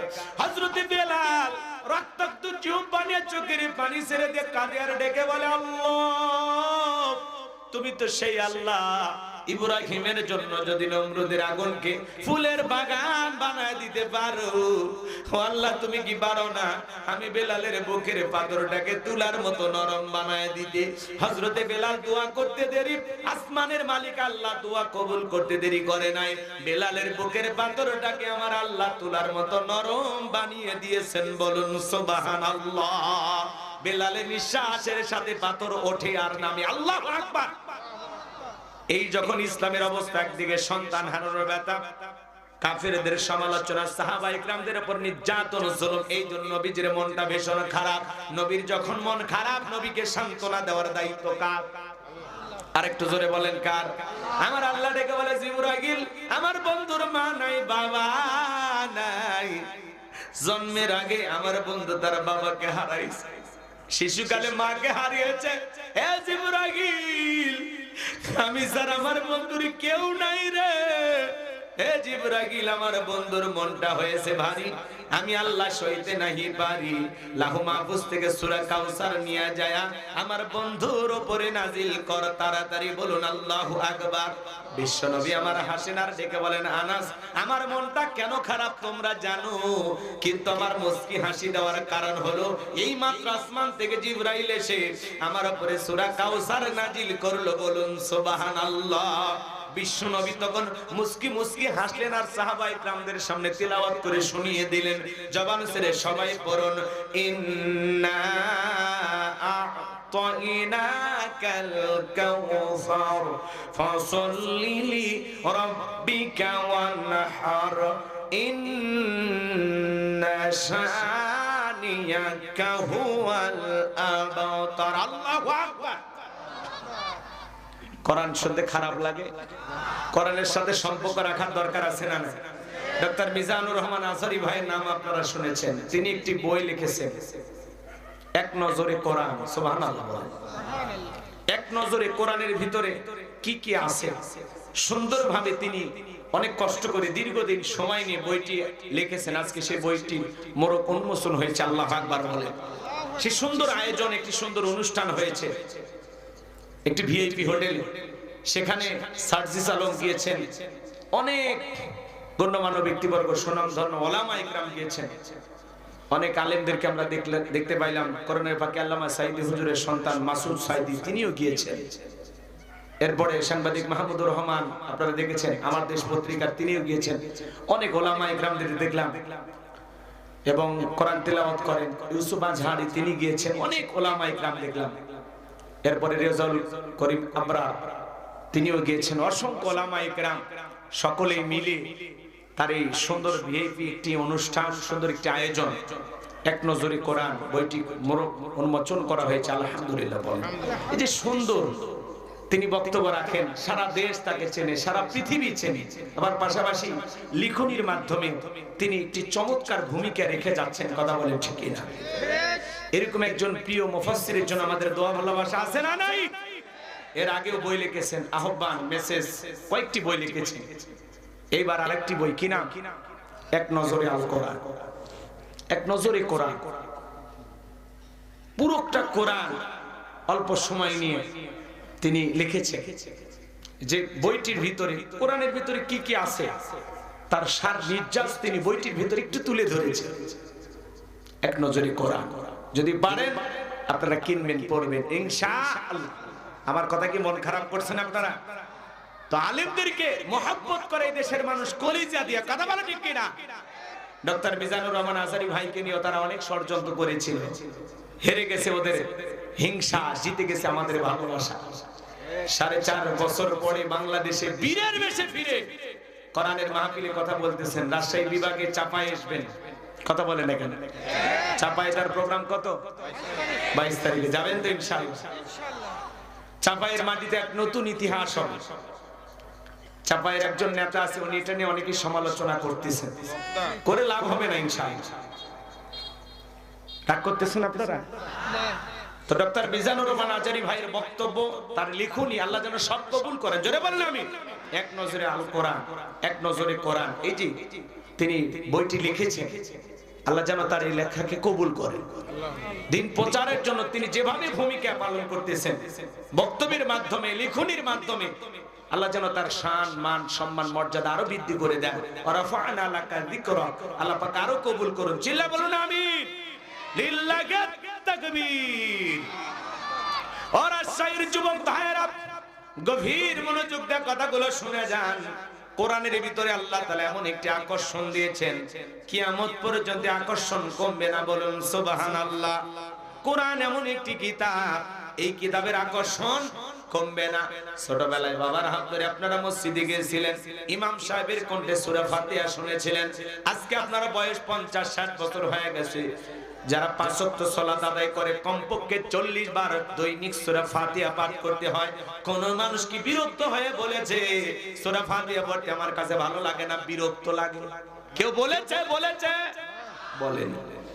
কোন ইমাম কি বলেছে ভাই 25 বছর ইমামতি করলাম, সূরা ইখলাস, সূরা ফাতিহা দিয়ে নামাজ শুরু করেছি, কাল থেকে সূরা ইখলাস দিয়ে শুরু করব, আপনারা কি মানবেন? উনি যদি মাগরিবে পড়ে কুল হুয়াল্লাহু আহাদ, আপনারা পিছন থেকে কি বলবেন? আল্লাহু আকবার। হুজুর আগে সূরা ফাতিহা পড়েন, এরপরে অন্য সূরা ধরেন। আর যে হুজুর সূরা ফাতিহা ছাড়া নামাজ পড়াইতে চায়, বিনা বেতনে চাকরি করলেও তার পিছনে নামাজ পড়বেন? জোরে বলেন পড়বেন? তো কোরআনের ভিতরে আল্লাহ তাআলা এমন একটা আকর্ষণ দিয়েছেন, কিয়ামত পর্যন্ত আকর্ষণ করবে না। কোরআন জোরে পড়লে মজা লাগে, টেনে পড়লেও মজা লাগে, কথা কয়। আবার মাঝামাঝি সুরে পড়লে মজা লাগে। যার কণ্ঠ যত ভালো, কোরআন শুনতে তার কণ্ঠ দিয়া তত বেশি মধুর লাগে। সুবহানাল্লাহ। এই যে মিশরের কারি আব্দুল বাসেদা, কি কণ্ঠ, কি তেলাওয়াত, পাগল হয়ে যায় মানুষ। কথা বলেন না কেন? ভালো লাগে না তেলাও? এক এক কারির কণ্ঠে এক একটা সূরা শুনে দিলটা নরম হয়ে যায়। রাগ করেন? তাহলে কোরআনের সাথে সম্পর্ক রাখা দরকার আছে না নাই? এটা উম্মতে মুহাম্মাদের জন্য আল্লাহ তাআলা একটা জীবন্ত মুজিজা দিয়েছেন। কথা বলেন না কেন? অনেক নবী রাসূল বিদায় নিয়েছেন, তাদের মুজিজাও বিদায় নিয়েছেন, কিন্তু আল্লাহ তাআলা তার হাবিবকে এমন একটি মুজিজা দিয়েছেন, কিয়ামত পর্যন্ত এই মুজিজা থাকবে। সুবহানাল্লাহ বলেন। কোরআনের সাথে সম্পর্ক রাখলে আমাদের লাভ না লস? জীবন আলোকিত হবে, প্রকৃত মানুষ হতে পারবে। আল্লাহ যেন কোরআন সুন্নাহর হেদায়েতের নূর আমাদের অন্তরের ভিতরে দান করেন। মিনাজ যুলুমাতি ইলান নূর, অন্ধকার থেকে আপনাকে আমাকে আলোকিত মানুষ বানানোর জন্য, শিরকের অন্ধকার, কুফরের অন্ধকার, বিদআতের অন্ধকার থেকে আল্লাহ তাআলা আপনাকে আমাকে আলোকিত মানুষ বানানোর জন্য কোরআন নাজিল করেছেন। চিৎকার মেরে বলুন সুবহানাল্লাহ। তাহলে জবান ছেড়ে আমার সাথে আরেকবার তেলাওয়াত করুন। ইন্না আ'তাইনাকাল কাউসার ফাসাল্লি লিরাব্বিকা ওয়ানহার ইন্না শানিয়াকা হুয়াল আবতার। আল্লাহু আকবার। আমার আল্লাহ রাব্বুল আলামিন জানিয়ে দিলেন, ইন্না আ'তাইনাকাল কাউসার। আমার আল্লাহ বলেন অবশ্যই আমি আল্লাহ পাক আপনাকে হাউজে কাউসার দান করেছি। এই পৃথিবীর অন্য কোন নবী রাসূলকে আল্লাহ পাক হাউজে কাউসার দান করেন নাই। আপনার আমার নবীকে আল্লাহ তাআলা হাউজে কাউসার দান করেছেন, হাউজে কাউসার গিফট করেছেন। বলুন সুবহানাল্লাহ। ইন্না আ'তাইনাকাল কাউসার, নিশ্চয়ই আমি আল্লাহ পাক আপনাকে হাউজে কাউসার দান করেছি। এই হাউজে কাউসারের পানি দুধের মতো সাদা, মধুর চাইতে মিষ্টি, পানির মতো ক্লিয়ার। ওই কঠিন কিয়ামতের ময়দানে যেদিন বিচার দিবস কায়েম হয়ে যাবে, বিচার দিবসের একদিন হবে 50,000 বছরের সমান। যেদিন সূর্য সোহাগ মাথার উপরে চলে আসবে, জমিন তামার জমিন হয়ে যাবে, পাহাড় পর্বত নদী নালা খাল বিল বিল্ডিং ইমারত কোনো কিছু থাকবে না। লন্ডন আমেরিকা থাকবে না, বাংলাদেশ থাকবে না, পৃথিবীর কোন দেশ থাকবে না। বাজান গো আমার, পৃথিবীর সমস্ত সুন্দর যা কিছু দেখতেছেন সবকিছু আল্লাহ তাআলা ধ্বংস করে দিবেন। কুল্লু মান আলাইহা ফান, এই পৃথিবীর জমিনে যা দেখতেছেন সবকিছু আল্লাহ তাআলা ধ্বংস করে দিবেন। যেদিন বেঈমানদের জিহ্বা নাভি পর্যন্ত ঝুলে আসবে, যেদিন আল্লাহর আরশের ছায়া ছাড়ার কোনো ছায়া থাকবে না, ওই ছায়ার ভিতরে আল্লাহ তাআলা 7 শ্রেণীর মানুষকে ছায়া দান করবেন। এটা হলো কিয়ামতের ময়দানে আল্লাহ তৈরি করা ভিআইপি গ্যালারি, সেখান থেকে তারা কিয়ামতের ফাইনাল খেলা উপভোগ করবেন। বলুন সুবহানাল্লাহ। কিয়ামতের ময়দান বড় কঠিন। এ বাজান যেই ময়দানে ভাই ভাইয়ের পরিচয় দিবে না। ইয়াউমা ইয়াফিরুল মারউ মিন আখিহি ওয়া উম্মিহি ওয়া আবি ওয়া সাহিবাতিহি ওয়া বানি। সেদিন ভাই ভাইয়ের কাছ থেকে পালিয়ে যাবে, মা সন্তানের কাছ থেকে পালিয়ে যাবে, বাবা পালিয়ে যাবে, স্ত্রী স্বামীর কাছ থেকে পালিয়ে যাবে, সন্তানেরা মা বাবার কাছ থেকে পালিয়ে যাবে। কেউ কারো পরিচয় দেবে না। মায়ের কাছে সন্তান যখন যা বলবে, আমি তোমার সন্তান, মা স্বীকার করে বলবে, যতটুকু মনে হয় দুনিয়াতে আমার বিয়ে হয়নি, সন্তান দাবি করছো কোথা থেকে, মা স্বীকার করবে। ওই কঠিন কিয়ামতের ময়দানে মানুষ দলে দলে বিশ্ব নবীর দিকে রওনা করবেন। কিছু মানুষের চোখের সামনে আল্লাহ তাআলা পর্দার আবরণ তৈরি করে দিবেন। আমার রাসূল তখন ডেকে বলবেন, আল্লাহ সংখ্যায় আমি আমার অনেক উম্মতকে দেখতে পাইলাম, কেন জানি সংখ্যাটা কমে গেল, বুঝতে পারলাম না। আমার আল্লাহ ডেকে বলে, বন্ধু সবাইকে আপনি আজকে হাউজে কাউসারে পানি পান করাতে পারবেন না। দুনিয়ার জীবনে 2টি অপরাধ করেছিল যারা, আপনার হাতে আজকে হাউজে কাউসারের পানি পাবে না। তারা জোরে বলেন কয়টি অপরাধ? ওই 2টি অপরাধ আপনার আমার ভিতরেও থাকতে পারে কিনা বলেন? জানার দরকার আছে না নাই? কি সেই 2টি অপরাধ? রাগ করেন? এ ভাই রাগ করেন? এদিকে তাকান, এদিকে তাকান। নবীজি হাউজে কাউসারের পিয়ালা নিয়ে দাঁড়িয়ে আছেন বাজার। হযরত আবু বকর পিয়ালাগুলো ভরা দিবেন, মাঝখানে দাঁড়িয়ে থাকবেন ওমর। শুনেন শুনেন শুনেন, হযরত ওমর বিশ্বনবীর হাতে দিবেন, আর নবীজি তার আদরের উম্মতদেরকে খুঁজে খুঁজে হাউজে কাউসারের পানি পান করাবেন। নবীজির হাতে এক পেয়ালা হাউজে কাউসারের পানি পান করলে জান্নাতে ঢোকা পর্যন্ত তার আর তৃষ্ণা লাগবে না, তৃষ্ণা মিটে যাবে। বলুন সুবহানাল্লাহ। নবীজির হাতে হাউজে কাউসারের পানি কিয়ামতের ময়দানে কারা কারা পান করতে চান? 2টা হাত তুলে আল্লাহকে দেখান।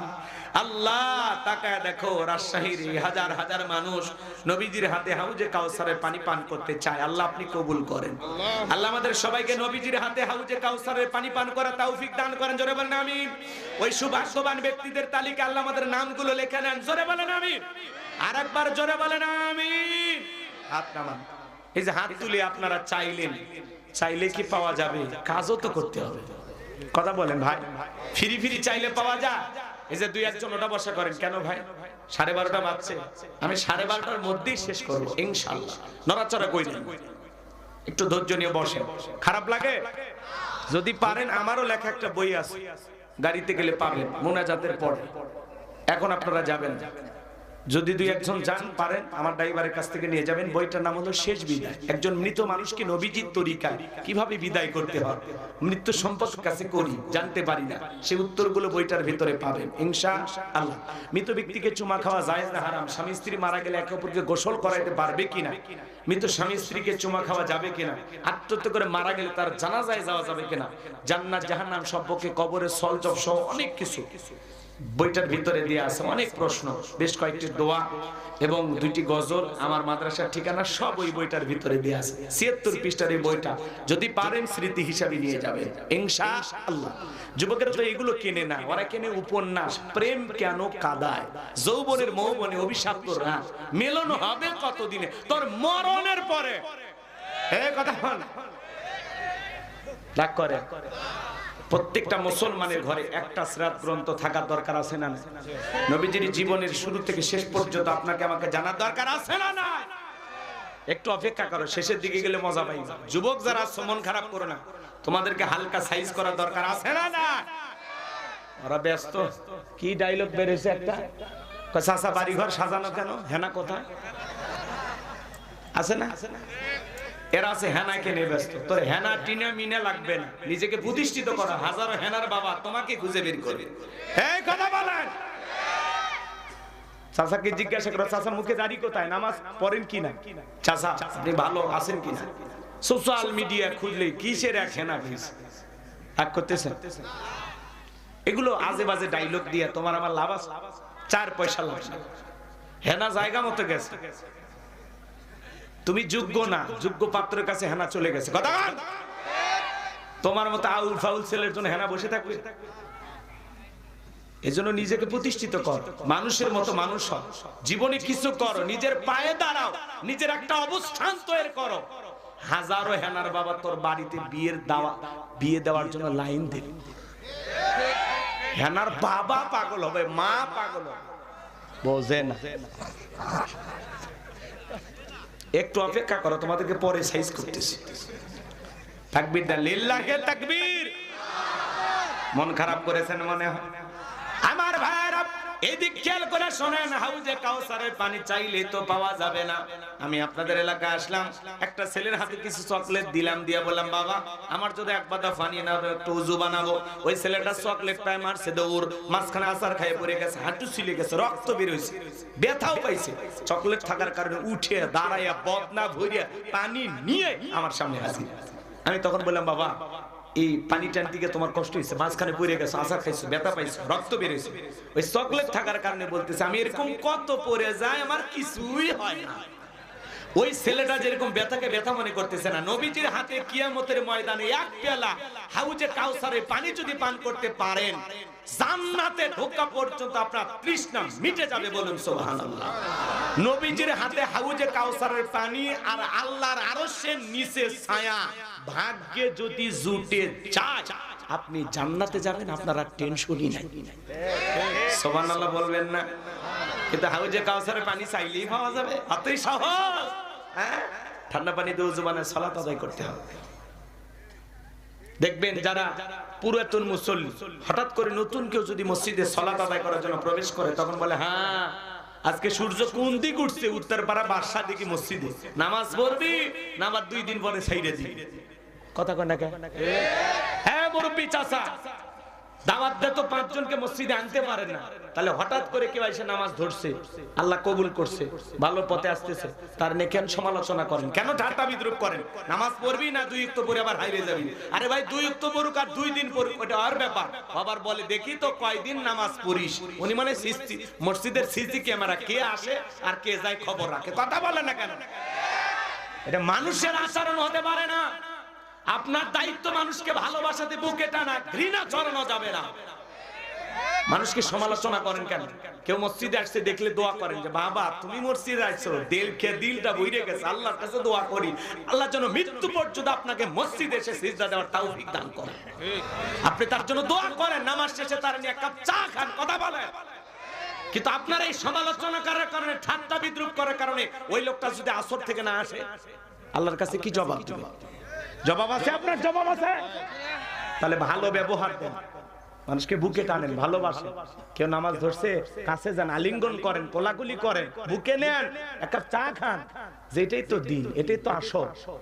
এই যে তুমি আসছো, আহারে কি সুন্দর, হ্যাঁ নামাজি ভাই আমার, মাশাআল্লাহ, একটু মহব্বত ভালোবাসা, বুকে টানেন, কথা কন।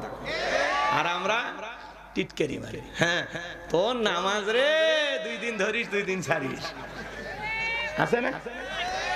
আল্লাহ জান আমার ভাষা কি আপনারা বোঝেন? আপনারা রাজশাহীর মানুষ তো চমৎকার ভাষায় কথা বলেন, আপনাদের মতো এত সুন্দর তো আমি বলতে পারি না। আমার বাড়ি গাইবান্ধা, বোঝেনি তো বাজার, একটু কম বেশি হয়ে যায়, রাগ করেন।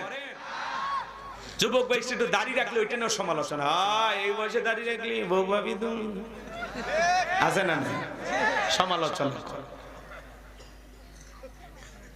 বউ নিয়ে ঘুরতে গেছে, কয় ভাবি আসসালামু আলাইকুম, সাথে চাচার খবর কি? বউ বাড়িতে এসে রাগ করে, তোমার ডাকে চাচা আর আমার ডাকে ভাবি। যেই বউ নবীর সুন্নাত দাড়িকে দেখা সমালোচনা করে কষ্ট পায়, এই বউ আপনাকে 100% ভালোবাসা দিতে পারে না। দাড়ি হলে এটা পুরুষের সৌন্দর্য, পৃথিবীর সকল নবীদের মুখে দাড়ি ছিল। দাড়ি রাখলে পুরুষকে পুরুষের মতো লাগে, আর দাড়ি যদি পুরুষের মুখে না থাকে, মহিলারও দাড়ি নাই পুরুষেরও দাড়ি নেই। এই কথা কয়, দাড়ি হলো পুরুষের সৌন্দর্য। আমরা এই দাড়ির ভিতরে মদিনাওয়ালার প্রেম খুঁজি। টুপি খোলা যায়, জুব্বা খোলা যায়, দাড়ি এমন একটা সুন্নত, খোলা যায় না। কথা বলেন, হাসি ঠাট্টায় উড়ে দিন। আপনি সফরে বের হয়েছেন, এখান থেকে ঢাকায় যাবেন, পথের মধ্যে আল্লাহ না করুক গাড়ি দুর্ঘটনা আপনি মারা গেছেন, মুখে দাড়িও নাই, পকেটে টুপিও নাই। মরার পরে মানুষ লুঙ্গি খুলে দেখতে মাথা কাটান আছে না নেই? কথা বলেন। এই জন্য মুসলমান হিসাবে অন্তত আপনাদের কাছে এটুকু বলে যায়, বাহিরে বের হইলে অন্তত পকেটে যেন একটা টুপি থাকে। মুখে দাড়ি থাকলে বুঝবে এটা মুসলমানের সন্তান, টুপি থাকলে বুঝবে এটা মুসলমানের সন্তান, না হলে মরার পরে ইজ্জত খুলে দেখবে। আপনি দেখাবার চালে দেখেন, এই যে মাহফিলে আসছেন অনেকের মাথায় টুপি নাই, কেন বলেন? চলেন আপনি আমার সাথে নোয়াখালী ফেনীতে চলেন, জামালপুর ময়মনসিংহে চলেন, প্রত্যেকটা শ্রোতার মাথায় টুপি দেখবেন। এই যে ওয়াজ মাহফিল আসছেন, এটা জান্নাতের বাগান, এক যুগ পূর্তি উপলক্ষে 2 দিন ব্যাপী তাফসীর কোরআন মাহফিল। তাহলে বলেন তো, এই জায়গাগুলোতে যে আপনারা আসেন, একটু সুন্দর পরিবেশে আসবেন না? কি সুন্দর একটা পাঞ্জাবি লাগাবেন, মাথায় টুপি দিবেন, সুন্দর একটা পরিবার দিয়ে আসবেন, মনে হচ্ছে যে শ্বশুর বাড়িতে আসতেছে। ও, চুলের স্টাইল দেখা যাবে না টুপি দিলে? ভাতিজা আসল কথা কইছে। হ্যাঁ, ভাতিজা বলতেছে টুপি যদি পরে তাহলে চুলের স্টাইল দেখাবে কিভাবে? ঠিক ঠিক, তোমার সাথে আমি একমত। চলেন সামনের দিকে যাই। কষ্ট হয় নাকি আপনাদের? হ্যাঁ করেন। তাহলে হাউজে কাউসারে পানি পান করতে গেলে কাজ করতে হবে 2টি। জোরে বলেন কয়টি? আল্লাহ যাদের হাত দিয়েছে 2টা আঙ্গুল তুলে বলেন তো কয়টি? 2টি। আর জোরে, জোরে বলো না। একটু মিছিল করার অভ্যাস করেন, সামনে মিছিল করেন। 16 বছর মিছিল করতে পারেনি, রাগ করেন নাকি আপনারা? সম্মানিত ভাইরা আমার, আমার আল্লাহ রাব্বুল আলামিন বলেন ফাসাল্লিলি রাব্বিকা ওয়ানহার। বলেন বলেন, ফাসাল্লিলি রাব্বিকা ওয়ানহার। 1 নাম্বার হলো ফাসাল্লিলি রাব্বিকা, রবির উদ্দেশ্যে সালাত। সালাত হবে একমাত্র কার জন্য? আর একটু জোরে বলেন, কার জন্য? কুলিন্না সালাতি ওয়া নুসুকি ওয়া মাহইয়ায়া ওয়া মামাতি লিল্লাহি রাব্বিল আলামিন। সূরা আনআম আয়াত নাম্বার 162।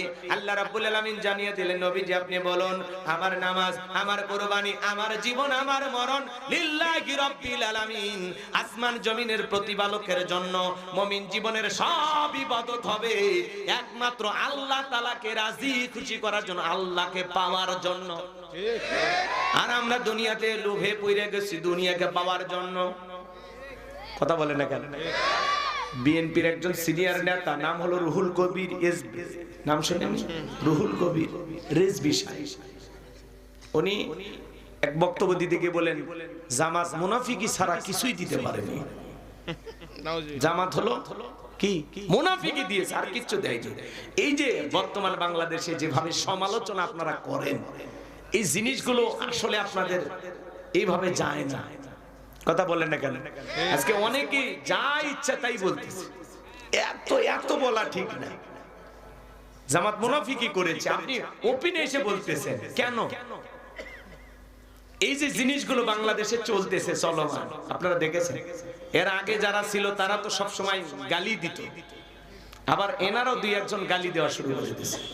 আপনারা এগুলো কেন করবেন? একটু চিন্তা ভাবনা করে কথা বলা দরকার। মিডিয়া যখন সামনে থাকে আমাদেরকে হিসাব করে কথা বলতে হবে, কারণ আপনার এই কথাটা সোশ্যাল মিডিয়াতে ভাইরাল হয়ে যাবে, ছড়িয়ে যাবে সবার কানে কানে। এই জন্য আমরা বলবো একজন আরেকজনকে এভাবে প্রতিপক্ষ ভাবে সমালোচনা করেন, সাবলীল ভাষায়, মার্জিত ভাষায়, ভদ্র ভাষায় কথা বলে, ঠিক না? একজন আরেকজনের যদি মুনাফিক বলে, আরেকজন বলবে বেঈমান, আরেকজন বলবে গাদ্দার, আরেকজন বলবে দেশদ্রোহী, আরেকজন বলবে রাজাকার, এগুলো নিয়ে আর চলবে না, কথা বলে, ঠিক না? সমালোচনা হবে সুন্দর ভাবে, আক্রমণাত্মক ভাষা ব্যবহার করা যাবে না। আপনি এত বড় সিনিয়র একজন নেতা, আপনি বলেন জামাত মুনাফিকি ছাড়া আর কিছুই করেনি, এটার কথা হইল? রাগ করতেছেন আপনারা? এই জন্য আমরা বলতেছি নতুন বাংলাদেশ আমরা চাই। এই কামরা কামড়ি, এই উল্টা পাল্টা মন্তব্য, নিজের মন গড়া কোনো কিছু যা ইচ্ছে তাই বলবো, হ্যাঁ, সঙ্গে চললে সঙ্গী, না চললে জঙ্গি, এগুলো কথা বলে না, একটু পরিবর্তন হয়ে যায়। কথা কন নাকি আপনারা? সঙ্গে চললে সঙ্গী আর না চললে জঙ্গি, তো এগুলো আর পাবলিক খায় না। আপনারা যে ভাষায় কথা বলতেছেন একটু পরিবর্তন হয়ে যায়। আপনাদের মতো সিনিয়র নেতাদের মুখে এই ধরনের মন্তব্য মানুষ গ্রহণ করে না, কথা বলেন না কেন? আপনারা বড় মানুষ, আপনাদের সুন্দর আচরণ হবে, সুন্দর কথা বলবেন আপনারা, কথা বলেন না কেন? আলেমেরা যদি একটু সমালোচনা করে তাদের বিরুদ্ধে আপনারা লেগে যান, এই যে অমুক হুজুর কইছে এটা ওইটা। আরে ভাই, হুজুরেরা তো আপনাকে সঠিকটা বলার চেষ্টা করে, ভালো না লাগলে ওই কথা ধরবেনই না। আবার আপনি যখন ওই ধরে পাল্টা মন্তব্য করবেন তখন ঝামেলা আরো বেশি পাকাবে, কথা বলে, ঠিক কি না? এই জন্য বাংলাদেশের সমস্ত নেতাদেরকে আল্লাহ যেন সঠিক বুঝ দান করেন, জোরে বলুন আমিন। আর আগামীতে আমরা এই ধর ফাকর মার রাজাকার অমুক টুমুক ট্যাগ লাগাবে এগুলো আমরা দেখতে চাই না। আমরা নতুন একটা বাংলাদেশ চাই, কথা বলে, ঠিক কি না? যেই বাংলাদেশে সবাই ভ্রাতৃত্বের হাত বাড়াবে, ভালোবেসে বুকে টানবে, রাজনীতি করেন, দল করেন, কোনো সমস্যা নাই, কিন্তু একে অপরের প্রতি শ্রদ্ধা আর ভালোবাসার জায়গাটা যেন মজবুত থাকে, কথা বলে, ঠিক না? আল্লাহ সঠিক বুঝদান করুন, জোরে বলুন আমিন। সম্মানিত ভাইরা আমার, তাহলে আপনার আমার জীবনের সবকিছু হবে একমাত্র কার জন্য? ফাসল্লি লিরাব্বিকা ওয়ানহার। এক নাম্বার হলো রবের উদ্দেশ্যে সালাত আদায় করা লাগবে, নামাজ হবে একমাত্র কার জন্য? قد أفلح المؤمنون الذين هم في صلاتهم خاشعون। অবশ্যই মুমিনেরা সফল যারা নিজেদের সালাত বিনয়ের সহিত, নম্রতার সহিত আল্লাহর ভয় নিয়ে আদায় করে। নামাজ হবে একমাত্র কার জন্য? فليعبدوا رب هذا البيت الذي أطعمهم من جوع وآمنهم من خوف। আমার আল্লাহ ডেকে বলেন, এই ঘরের মালিকের ইবাদত করো। ইবাদত যদি ইবাদতের মতো হয়, বান্দা নামাজ যদি নামাজের মতো হয়, আমি আল্লাহ তোমাদেরকে দুইটা জিনিস দেব। এক নাম্বার, যে বান্দা পাঁচ ওয়াক্ত সালাতে মাথা নত করে আমি আল্লাহকে সিজদা দেবে, সেই বান্দার জন্য আমি আল্লাহ এক নাম্বার রিজিকের ব্যবস্থা করব। বলেন তো বাজান, রিজিক দেওয়ার মালিক কে? আল্লাহ। এই ছেলেবেলে বসে বসে, আর 15 মিনিট কষ্ট হচ্ছে, শোনেন শোনেন, রিজিক দেওয়ার মালিক কে? বলেন বলেন। আপনাদের এলাকায় একটা প্রাণী বের হয় রাত 12টার পরে, কুহু কইয়াছিল, নাম কি? শিয়াল পণ্ডিত। ওর নাম কি? গোদাগাড়ি বাজারে মুরগির হোটেল আছে, বলেন বলেন। ব্যাংকের অ্যাকাউন্টে টাকা জমা আছে, তাহলে শিয়ালদারে খাওয়াই কে? পাখি সকালবেলা নীর থেকে বের হয়ে যায়, সন্ধ্যাবেলায় পেটটা ভরে নীরে ফেরত আসার ব্যবস্থা করেন তিনি কে? আল্লাহ যদি পাখিকে খাওয়ায়, শিয়ালকে খাওয়ায়, আমরা হলাম আশরাফুল মাখলুকাত, কুনতুম খায়রা উম্মাতিন উখরিজাত লিন-নাস। আল্লাহ বলে তোমাদেরকে উত্তম জাতি বানাইলাম, ভিআইপি বানাইলাম, মর্যাদার আসনে বসাইলাম। তাহলে আপনার আমার রিজিক দেবেন তিনি কে? ওয়া মা মিন দাব্বাতিন ফিল আরদি ইল্লা আলাল্লাহি রিজকুহা। সূরা হুদের ভিতরে আল্লাহ জানিয়ে দিলেন, পৃথিবীতে এমন কোন বিচরণশীল প্রাণী নাই যার রিজিকের ব্যবস্থা আমি আল্লাহ আসমান থেকে করি না। ওই আটলান্টিক মহাসমুদ্রের 33,000 ফিট গভীরতার পানি নিচে থাকা ছোট্ট একটা প্রাণী, তার রিজিকের ব্যবস্থাও আমি আল্লাহ আসমান থেকে করি। বলুন সুবহানাল্লাহ। তাহলে রিজিক দেওয়ার একমাত্র মালিক কে? তাহলে ফাসল্লি লিরাব্বিকা, রবের উদ্দেশ্যে সালাত আদায় করলে আল্লাহ এক নাম্বার রিজিক দেবেন, আর দুই নাম্বার বান্দারে সকল ভয় থেকে আমি আল্লাহ নিরাপত্তা দেব। আমাদের সমাজে ভয় আছে না নাই? 2 লাখ টাকা নিয়ে আপনি আসবেন কাদিপুরে, রাত 2টা বাজে, মনে মনে ভাবতেছেন আল্লাহ 2 লাখ টাকা নিয়ে বাড়ি পর্যন্ত যাইতে পারবো নাকি ছিনতাইকারী কবলে পড়ে টাকা যান 2টা হারাবো, ভয় আছে না নাই? যারা বলেন আজকে চুরির ভয়, দুর্নীতির ভয়, ছিনতাইয়ের ভয়, ডাকাতির ভয় আছে না নাই? মাঝে মাঝে বিভিন্ন জায়গায় গাছ ফেলা ডাকাতি চলতেছে। এই সমাজে চুরি দুর্নীতি বন্ধ হবে সেই দিন, আল্লাহর কোরআন দিয়ে চোরের বিচার করা হবে যেই দিন। আজ থেকে 1500 বছর আগে আল্লাহ আইন দিয়েছেন, ওয়াসারিকু ওয়াসারিকাতু ফাকতু আইদিয়াহুমা জাযাআম বিমা কাসাবা নাকালাম মিনাল্লাহ। আল্লাহু আকবার। সূরা মাইদার ভিতরে আল্লাহ 1500 বছর আগে আইন দিয়েছেন, চোর পুরুষ হোক আর নারী হোক, আল্লাহর বিধান, আল্লাহর ফয়সালা, চোরের হাত কেটে দাও। একটা চোরের হাত কেটে বাইতুল মোকাররমে যদি ফলাও করে আমরা প্রচার করতে পারতাম, বাংলাদেশের সমস্ত চোরেরা তওবা করে আল্লাহর ওলি হয়ে যেত। কথা বলে ঠিক কিনা? কিন্তু কে শোনে কার কথা? আজও গেল না মনের ব্যথা। এখন উচিত কথা যদি কই, পিঠের উপর দিয়া যাবি মই। এই আনন্দে কিছু লোক কিনা খাবে বগুড়ার স্পেশাল দই। যত 10 নন্দ ঘোষ, 17টা বললে 10, করলে অন্যায়ের প্রতিবাদ, নামটা হবে তোমার মৌলবাদ, নামটা হবে তোমার জঙ্গিবাদ। কিছু বললে রাজাকার, রাজাকার রাজাকার, খেলার দিন শেষ। এগুলো আর মানুষ আর খায় না। কথা বলে ঠিক কিনা? আগামীতে এই দেশে ওলামা ইকরামদেরকে মাইনাস করে কোনো কিছু করতে দেওয়া হবে। কথা বলে ঠিক কিনা?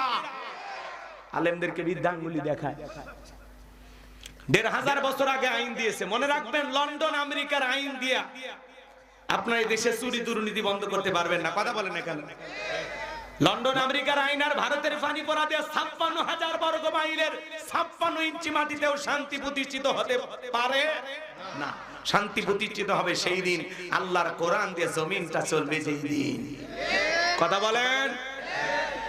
আপনাদেরকে বারবার বলি আমরা, আল্লাহর আইন দিয়ে একটা চোরের বিচার করেন। বলে না এগুলো আল্লাহর আইন দিয়ে 1000 বছর আগে, এগুলো ব্যাকডেট। আমরা বলি ব্যাকডেট না আপডেট, বেটা খালি টেস্ট করে। অন্য সরকারকে বলবো, ও তো অনেক চুরি হইতেছে, অনেক কিছু হইতেছে, আপনিও হয়তোবা টেনশনে পড়ে যাচ্ছেন। আমরা বলতে চাই আপনিও একটা খালি টেস্ট করেন। কথা বলেন। ওয়ান টেস্ট, খালি একটা বার টেস্ট করে দেখেন। একটা চোরের হাত কেটে যদি মিডিয়াতে প্রচার করা হয় আর ঘোষণা করা হয় বাংলাদেশের পার্লামেন্ট আইন পাস করা হলো, চুরি করলে হাত কেটে দেওয়া হবে। কথা বলে ঠিক কিনা? একটা চোরের হাত কাটা। এক সম্ভ্রান্ত ভদ্র ফ্যামিলির মেয়ে চুরি করেছিল রাসূলের জামানায়। রাসূলের নাতি ওসমা এসে সুপারিশ করতে চায়। আল্লাহ রাসূল রাগান্বিত হয়ে গেলেন আর বললেন, ওই খাজরাত গোত্রের মেয়ে ফাতেমা না, আমি নবী মুহাম্মদ, আমার মেয়ে ফাতেমাও যদি চুরি করত, আমি নবী আমার মেয়ের হাত কাটতেও একবারও ভাবতাম না। আল্লাহু আকবার বলেন। ইসলাম কত সুন্দর। একটা চোরের হাত কাটেন, বিচার করেন, বাংলাদেশের সব চোরেরা তওবা করে আল্লাহর ওলি হয়ে যাবে। ও বলবে ভিক্ষা করে খাবো, তাও চুরি করবে। আজকে পথে ঘাটে ধর্ষণ, খুন, টেন্ডারবাজি, চাঁদাবাজি, হাজারো অপরাধে সমাজটা শেষ হয়ে যাচ্ছে। কথা বলেন। গণধর্ষণ করা হচ্ছে, স্বামীকে বেঁধে রেখে স্ত্রীকে গণধর্ষণ করা হচ্ছে। সমাজে এরকম আছে না? মা মেয়েকে ধর্ষণ করে মাথা নেড়ে করে দেওয়া হচ্ছে। হাজারো অপরাধ সমাজে চলতেছে। 53 বছর চলে গেল, একটা দিন আমরা ধর্ষণ মুক্ত উপহার দিতে পারলাম না, হত্যা মুক্ত উপহার দিতে পারলাম না।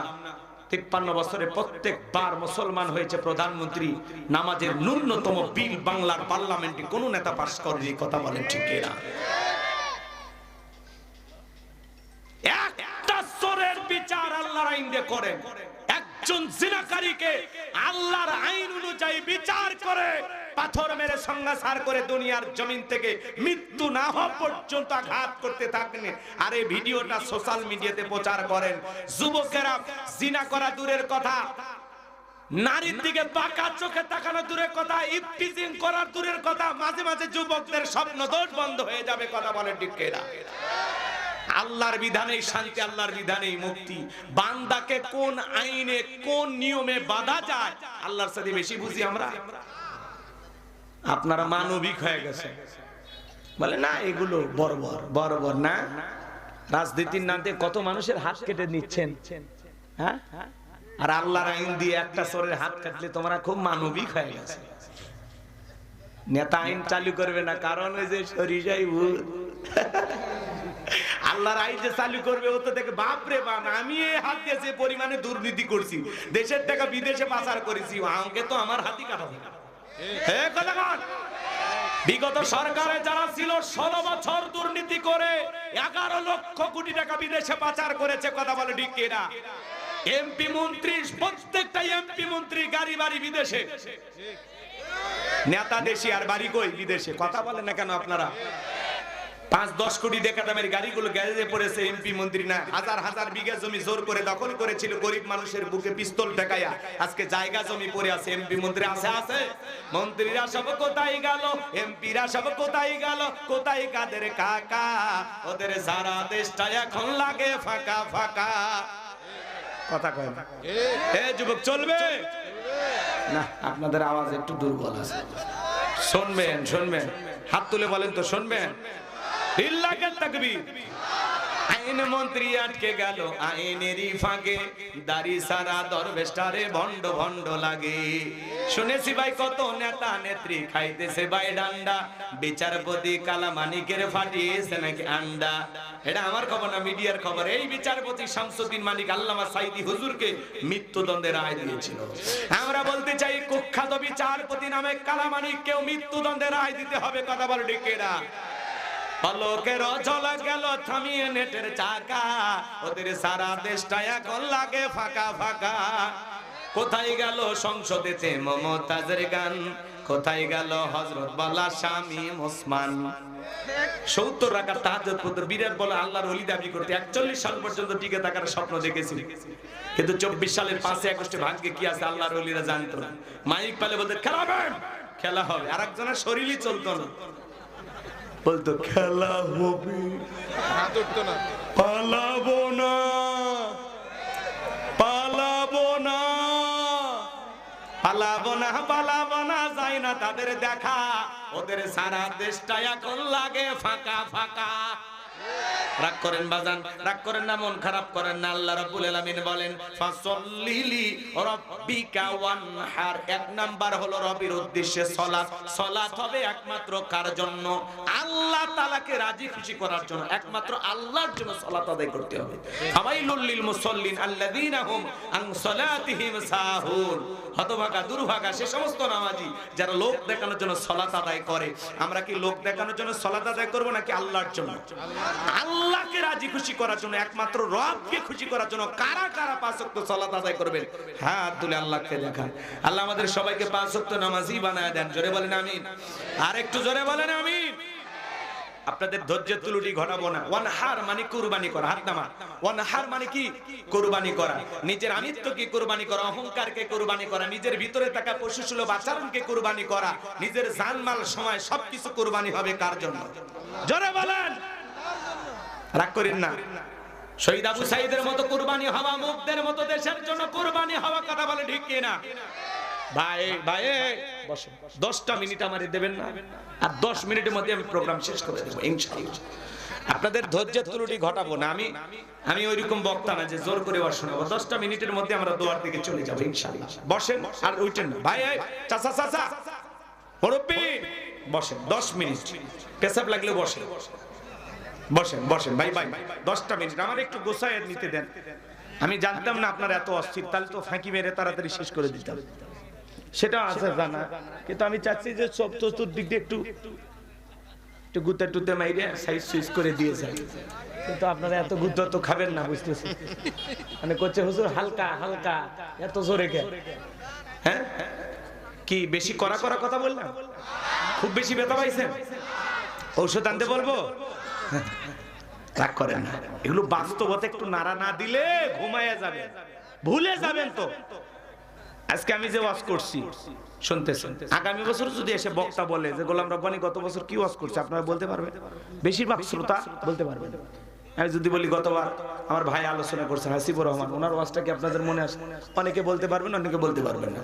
তা আমরা যদি এই বছরের ওয়াজ আগামী বছর পর্যন্ত মনে না থাকে, তাহলে ওরা 16 বছর কি কি কুকীর্তি করে গেছে, কত দুর্নীতি করছে, অপকর্ম করে গেছে, এটা যদি আমরা মাঝে মাঝে নাড়া না দিই, আপনারা তো সব ভুলে মাঝে মাঝে বলবেন না আগেই ভালো ছিলাম।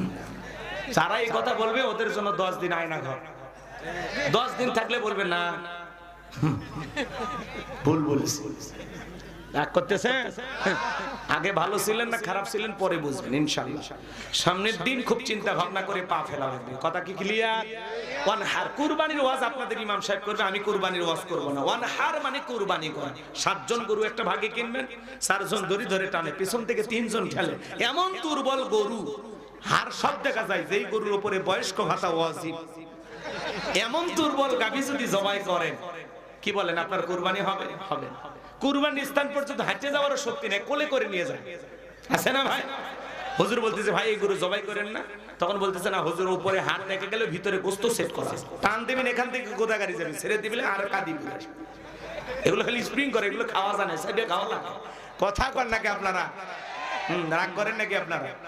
আমার ভাইয়েরা, আল্লাহ বলেন তাসুররুন নাযিরিন, চমৎকার হুষ্টপুষ্ট দেখতে সুন্দর এমন গাবি জবাই করতে হবে। আল্লাহু আকবার বলেন। কুরবানি নিয়ে আমি ওয়াজ করব না, আপনাদের ইমাম করবে। 3টা জিনিস খেয়াল রাখবেন যারা কুরবানি দিবেন। এদিক এদিক 3 না 3টা, কয়টা? 1 নাম্বার হলো নিয়ত সহি। ইন্নামাল আমালু বিন্নিয়াত, প্রত্যেকটা কাজ নিয়তের উপরেই নির্ভরশীল। নিয়ত হলো কুরবানি রবের জন্য, ফাসাল্লি লিরাব্বিকা ওয়ানহার, যে রবের জন্য সালাত আদায় করব সেই রবের জন্যই কুরবানিও করব। শুনেন শুনেন এদিক, অনেকে বলে হুজুর ছেলে মেয়ে কুরবানির দিনে গোশত না থাকলে মানুষের দিকে তাকায় থাকবে, অতএব কিস্তি তুলে হলো হবে ভাই। বলে জামাই বাড়িতে গোশত না বানালে মান সম্মান থাকে না, গ্রামে আমি একটু টাকা পয়সা আছে না, কুরবানি দিলে মান সম্মান থাকে না, এই ধান্দায় কুরবানি দিলে হবে না। আরে ভাই কুরবানি দিয়ে তো ছেলে মেয়েকে খাওয়াবেন, আত্মীয় স্বজনকে দিয়েই খাবেন, গরিব দুঃখীকে দিয়েই খাবেন। কুরবানি করা মানে কি? ত্যাগ করা, স্যাক্রিফাইস করা, বিলিয়ে দেয়া, বন্টন করা। ত্যাগের নাম কুরবানি, ভোগের নাম কুরবানি নয়। কথা কয়, অন্যের মুখে 2 টুকরো গোশত তুলে দিয়ে তাদের মুখে হাসি ফোটানোর নাম হলো কুরবানি। কথা বলেন? খালি ফ্রিজ ভরাবেন আর মাসালা জানবেন, হুজুর কতদিন ফ্রিজে রেখে খাওয়া যায়? খালি ফ্রিজের চিন্তাই করেন আপনি, বাইসে গেছে রাখেন, 2-1 মাস আগে খান, সমস্যা তো না। এই কুরবানির গোশত পরের কুরবানি পর্যন্ত নিয়ে যান। বিয়ে আসছে খাইছে, কয় বিয়ে এত শক্ত কেন? কয় কুরবানির গোশত ফ্রিজে ছিল তো। কি ডাইলো! আর এদিকে তার প্রতিবেশী আদা রসুন বাইটা মরিচ বাইটা বসে থাকে, 2 টুকরো গোশত দিয়ে আসে না। তোমার কুরবানি কবুল হবে কোন হুজুর বলেছে? ওই যে বাড়ির পাশে অভাবগ্রস্ত মানুষ 6 মাসে 1 কেজি কিনতে পারে না, সন্তানদেরকে একটু খাওয়াবে, মরিচ বাইটা, হলুদ রসুন বাইটা, আদা বাইটা পয়সা আছে মশলা নিয়ে, কেউ যদি 2টা টুকরো দেয় ওইটা বাচ্চাদেরকে রান্না করে খাওয়াবে। খবর নিলেন না, একা খাইয়া বিকেল বেলা দাঁত খিলল করেন। আর বিরাট বড় কুরবানি দেখা হয়েছে না? এ কথা কয় না কেন? রাগ করেন? কথাগুলো ভাববেন ভাববেন। এই কুরবানির ওয়াজ করে আমার ইমামতি গেছে। আমি বলছিলাম বেনামাজির সাথে কেউ ভাগে কুরবানি দিবেন না, পরে তো বেনামাজির সংখ্যা তো বেশি, আন্দোলন শুরু হয়ে গেছে। শোনেন শোনেন, তাহলে 1 নাম্বার কুরবানি কার জন্য? আল্লাহর জন্য। 2 নাম্বার সুদের টাকা ঘুষের টাকা দিয়ে কুরবানি, হারাম নামাজির হারাম মানে হারাম উপার্জন করে এমন ব্যক্তির সাথে ভাগে কুরবানি দেবেন। কথা কয় না? সুদ খায়, ঘুষ খায়, হারাম উপার্জন করে এমন ব্যক্তির সাথে কুরবানি দেবেন না। হারাম উপার্জনের টাকা দিয়ে কুরবানি দিলে কুরবানি হবে না। আল্লাহ পবিত্র, তিনি পবিত্র বস্তুকে ভালোবাসেন। কথা কয় না? 3 নাম্বার ফাসাল্লি লিরাব্বিকা ওয়ানহার, আগে সালাত আদায় করো তারপরে কুরবানি করো। নামাজি হয়ে কুরবানি দেবেন। হ্যাঁ, সকাল 9টায় গরুর দড়িতে বসে আছেন, হ্যাঁ, গোসল করে লুঙ্গি পরে, ফজরের নামাজও নাই, ঈদের নামাজও নাই, কুরবানি দিবি, গোশত খাওয়া হবে, পিকনিক খাওয়া হবে। কথা কন নাকি আপনারা? নামাজি হয়ে কুরবানি দিবেন, নামাজি হয়ে। আল্লাহ কি বলে? ফাসাল্লি লিরাব্বিকা ওয়ানহার, রবের উদ্দেশ্যে সালাত আদায় করো, রবের জন্য কুরবানি করো। তার মানে কি সালাত আগে কুরবানি পরে। কথা কা আমার এই ওয়াজ মনে থাকবে? করবেন তো আমল ইনশাআল্লাহ। এরপরে আল্লাহ শেষ আয়াতে বলেন ইন্না শানিয়া কাহুয়াল আবতার। আল্লাহু আকবার। আমার আল্লাহ ডেকে বলেন নবী গো, যারা আপনাকে লেজ কাটারির বংশ বলে আপনি মন খারাপ করবেন না, কষ্ট মনের মধ্যে নেবেন না গো নবী। যারা আপনাকে লেজ কাটারির বংশ বলে ওদের বংশে বাতি জ্বালানো কেউ থাকবে না। ওই আবুল আহাবুদ বা সাইবা ওদের বংশে বাতি জ্বালানো কেউ থাকবে না। নবী গো, আপনার ছেলে সন্তানগুলোকে আমি আল্লাহ শিশুকালে নিয়েছি, কষ্ট মনের মধ্যে নেবেন না। এই পৃথিবীর জমিনে আপনাকে মহাব্বত করা, আপনাকে ভালোবাসার কোটি কোটি রুহানি সন্তান আমি আল্লাহ পাঠাবো, যারা আপনার জন্য জীবন দিতে প্রস্তুত থাকবে। তামাম পৃথিবীতে 700 কোটির উপরে বর্তমানে মানুষ, 200 কোটির উপরে মুসলমান, আমরা সবাই নবীজির রুহানি সন্তান। আল্লাহু আকবার বলেন। ফ্রান্সের জালেমেরা যখন নবীজির কাটুম প্রদর্শন করলো, নাকটা বেঁকা করে মুখে কয়েকটা দাড়ি লাগায় বলে ইনি মুহাম্মদ, জোরে কন্যা উযুবিল্লাহ। আমার নবী কি দেখতে কাটুমের মতো? এই পৃথিবীর সবচাইতে সুন্দর মানুষটির নাম মুহাম্মদ রাসূলুল্লাহ সাল্লাল্লাহু আলাইহি ওয়াসাল্লাম। আল্লাহু আকবার বলেন। নবীর চাইতে সুন্দর মানুষ পৃথিবীতে কেউ আছে? নবী কি দেখতে কার্টুনের মতো? নবীর ছবি কি ওই জালেমদের কাছে আছে? যে নবীর চরিত্রের সার্টিফিকেট আল্লাহ দিয়ে বলেন ওয়া ইন্নাকা লাআলা খুলুকিন আযীম। নবী গো, আপনি হলেন পুত পবিত্র মহান চরিত্রের অধিকারী। আযীম আরবিতে এমন একটি শব্দ যার গভীরতা মাপা যাবে না। আটলান্টিক মহাসমুদ্রের কিনারায় কেউ যদি চামচ দিয়ে পানি ছাঁচা শুরু করে বলবেন লোকটা পাগল। কোনো না কোনো দিন হয়তো বা আটলান্টিক মহাসমুদ্রের পানি চামচ দিয়ে শুকানো সম্ভব হলে হতেও পারে, কিন্তু নবীজির চরিত্র নিয়ে আলোচনা করে শেষ করা যাবে না। চিৎকার মেরে বলুন সুবহানাল্লাহ। এটা একটা মহাসমুদ্র যার কোনো কুল কিনারা খুঁজে পাওয়া যাবে। আযীম আযীম মহান চরিত্রের অধিকারী। সুবহানাল্লাহ। শুনেন শুনেন, যে নবী 63 বছরের জিন্দেগিতে একটি মিথ্যা কথা বলেননি এমন বিশ্ব রেকর্ড পৃথিবীর কোন নেতার আছে? জীবনে কখনো তুমি মিথ্যে বলনি, তাই তো তোমায় পেতে কাঁদে এই ধরনী। জোরে বলেন মারহাবা। 63 বছরের জিন্দেগিতে একটি মিথ্যা কথা বলেননি মুহাম্মদ রাসূলুল্লাহ সাল্লাল্লাহু আলাইহি ওয়াসাল্লাম। সেই নবীকে জীবন আদর্শ মানতে রাজি আছেন? হ্যাঁ যুবক, সেই নবীকে আদর্শ নেতা মানতে হবে। সেই নবী হলেন আমাদের আদর্শ। লাকাদ কানা লাকুম ফি রাসূলিল্লাহি উসওয়াতুন হাসানা। আল্লাহ বলেন তোমাদের জন্য উত্তম আদর্শ আছে রাসূলের জিন্দেগির ভিতরে। হে যুবক, মেসিকে ভালোবেসে মেসির মতো 10 নম্বর জার্সি পরলা, মেসি কাটিং চুল দিলা, মনে রাখবা মেসি নেইমার এরা হলো খ্রিস্টান, এরা যাবে জাহান্নামে, তোমাকেও জাহান্নামে নিয়ে যাবে। কথা বলে ঠিক কি না? এইজন্য অন্তরে মেসির মহব্বত নয়, মদিনাওয়ালার মহব্বত ঢুকাও। নবী মুহাম্মদকে আদর্শ মানো, নবী মুহাম্মদকে মডেল, নবীর স্টাইলে চুল কাটো, নবীর স্টাইলে জামা পরো। কথা বলেন।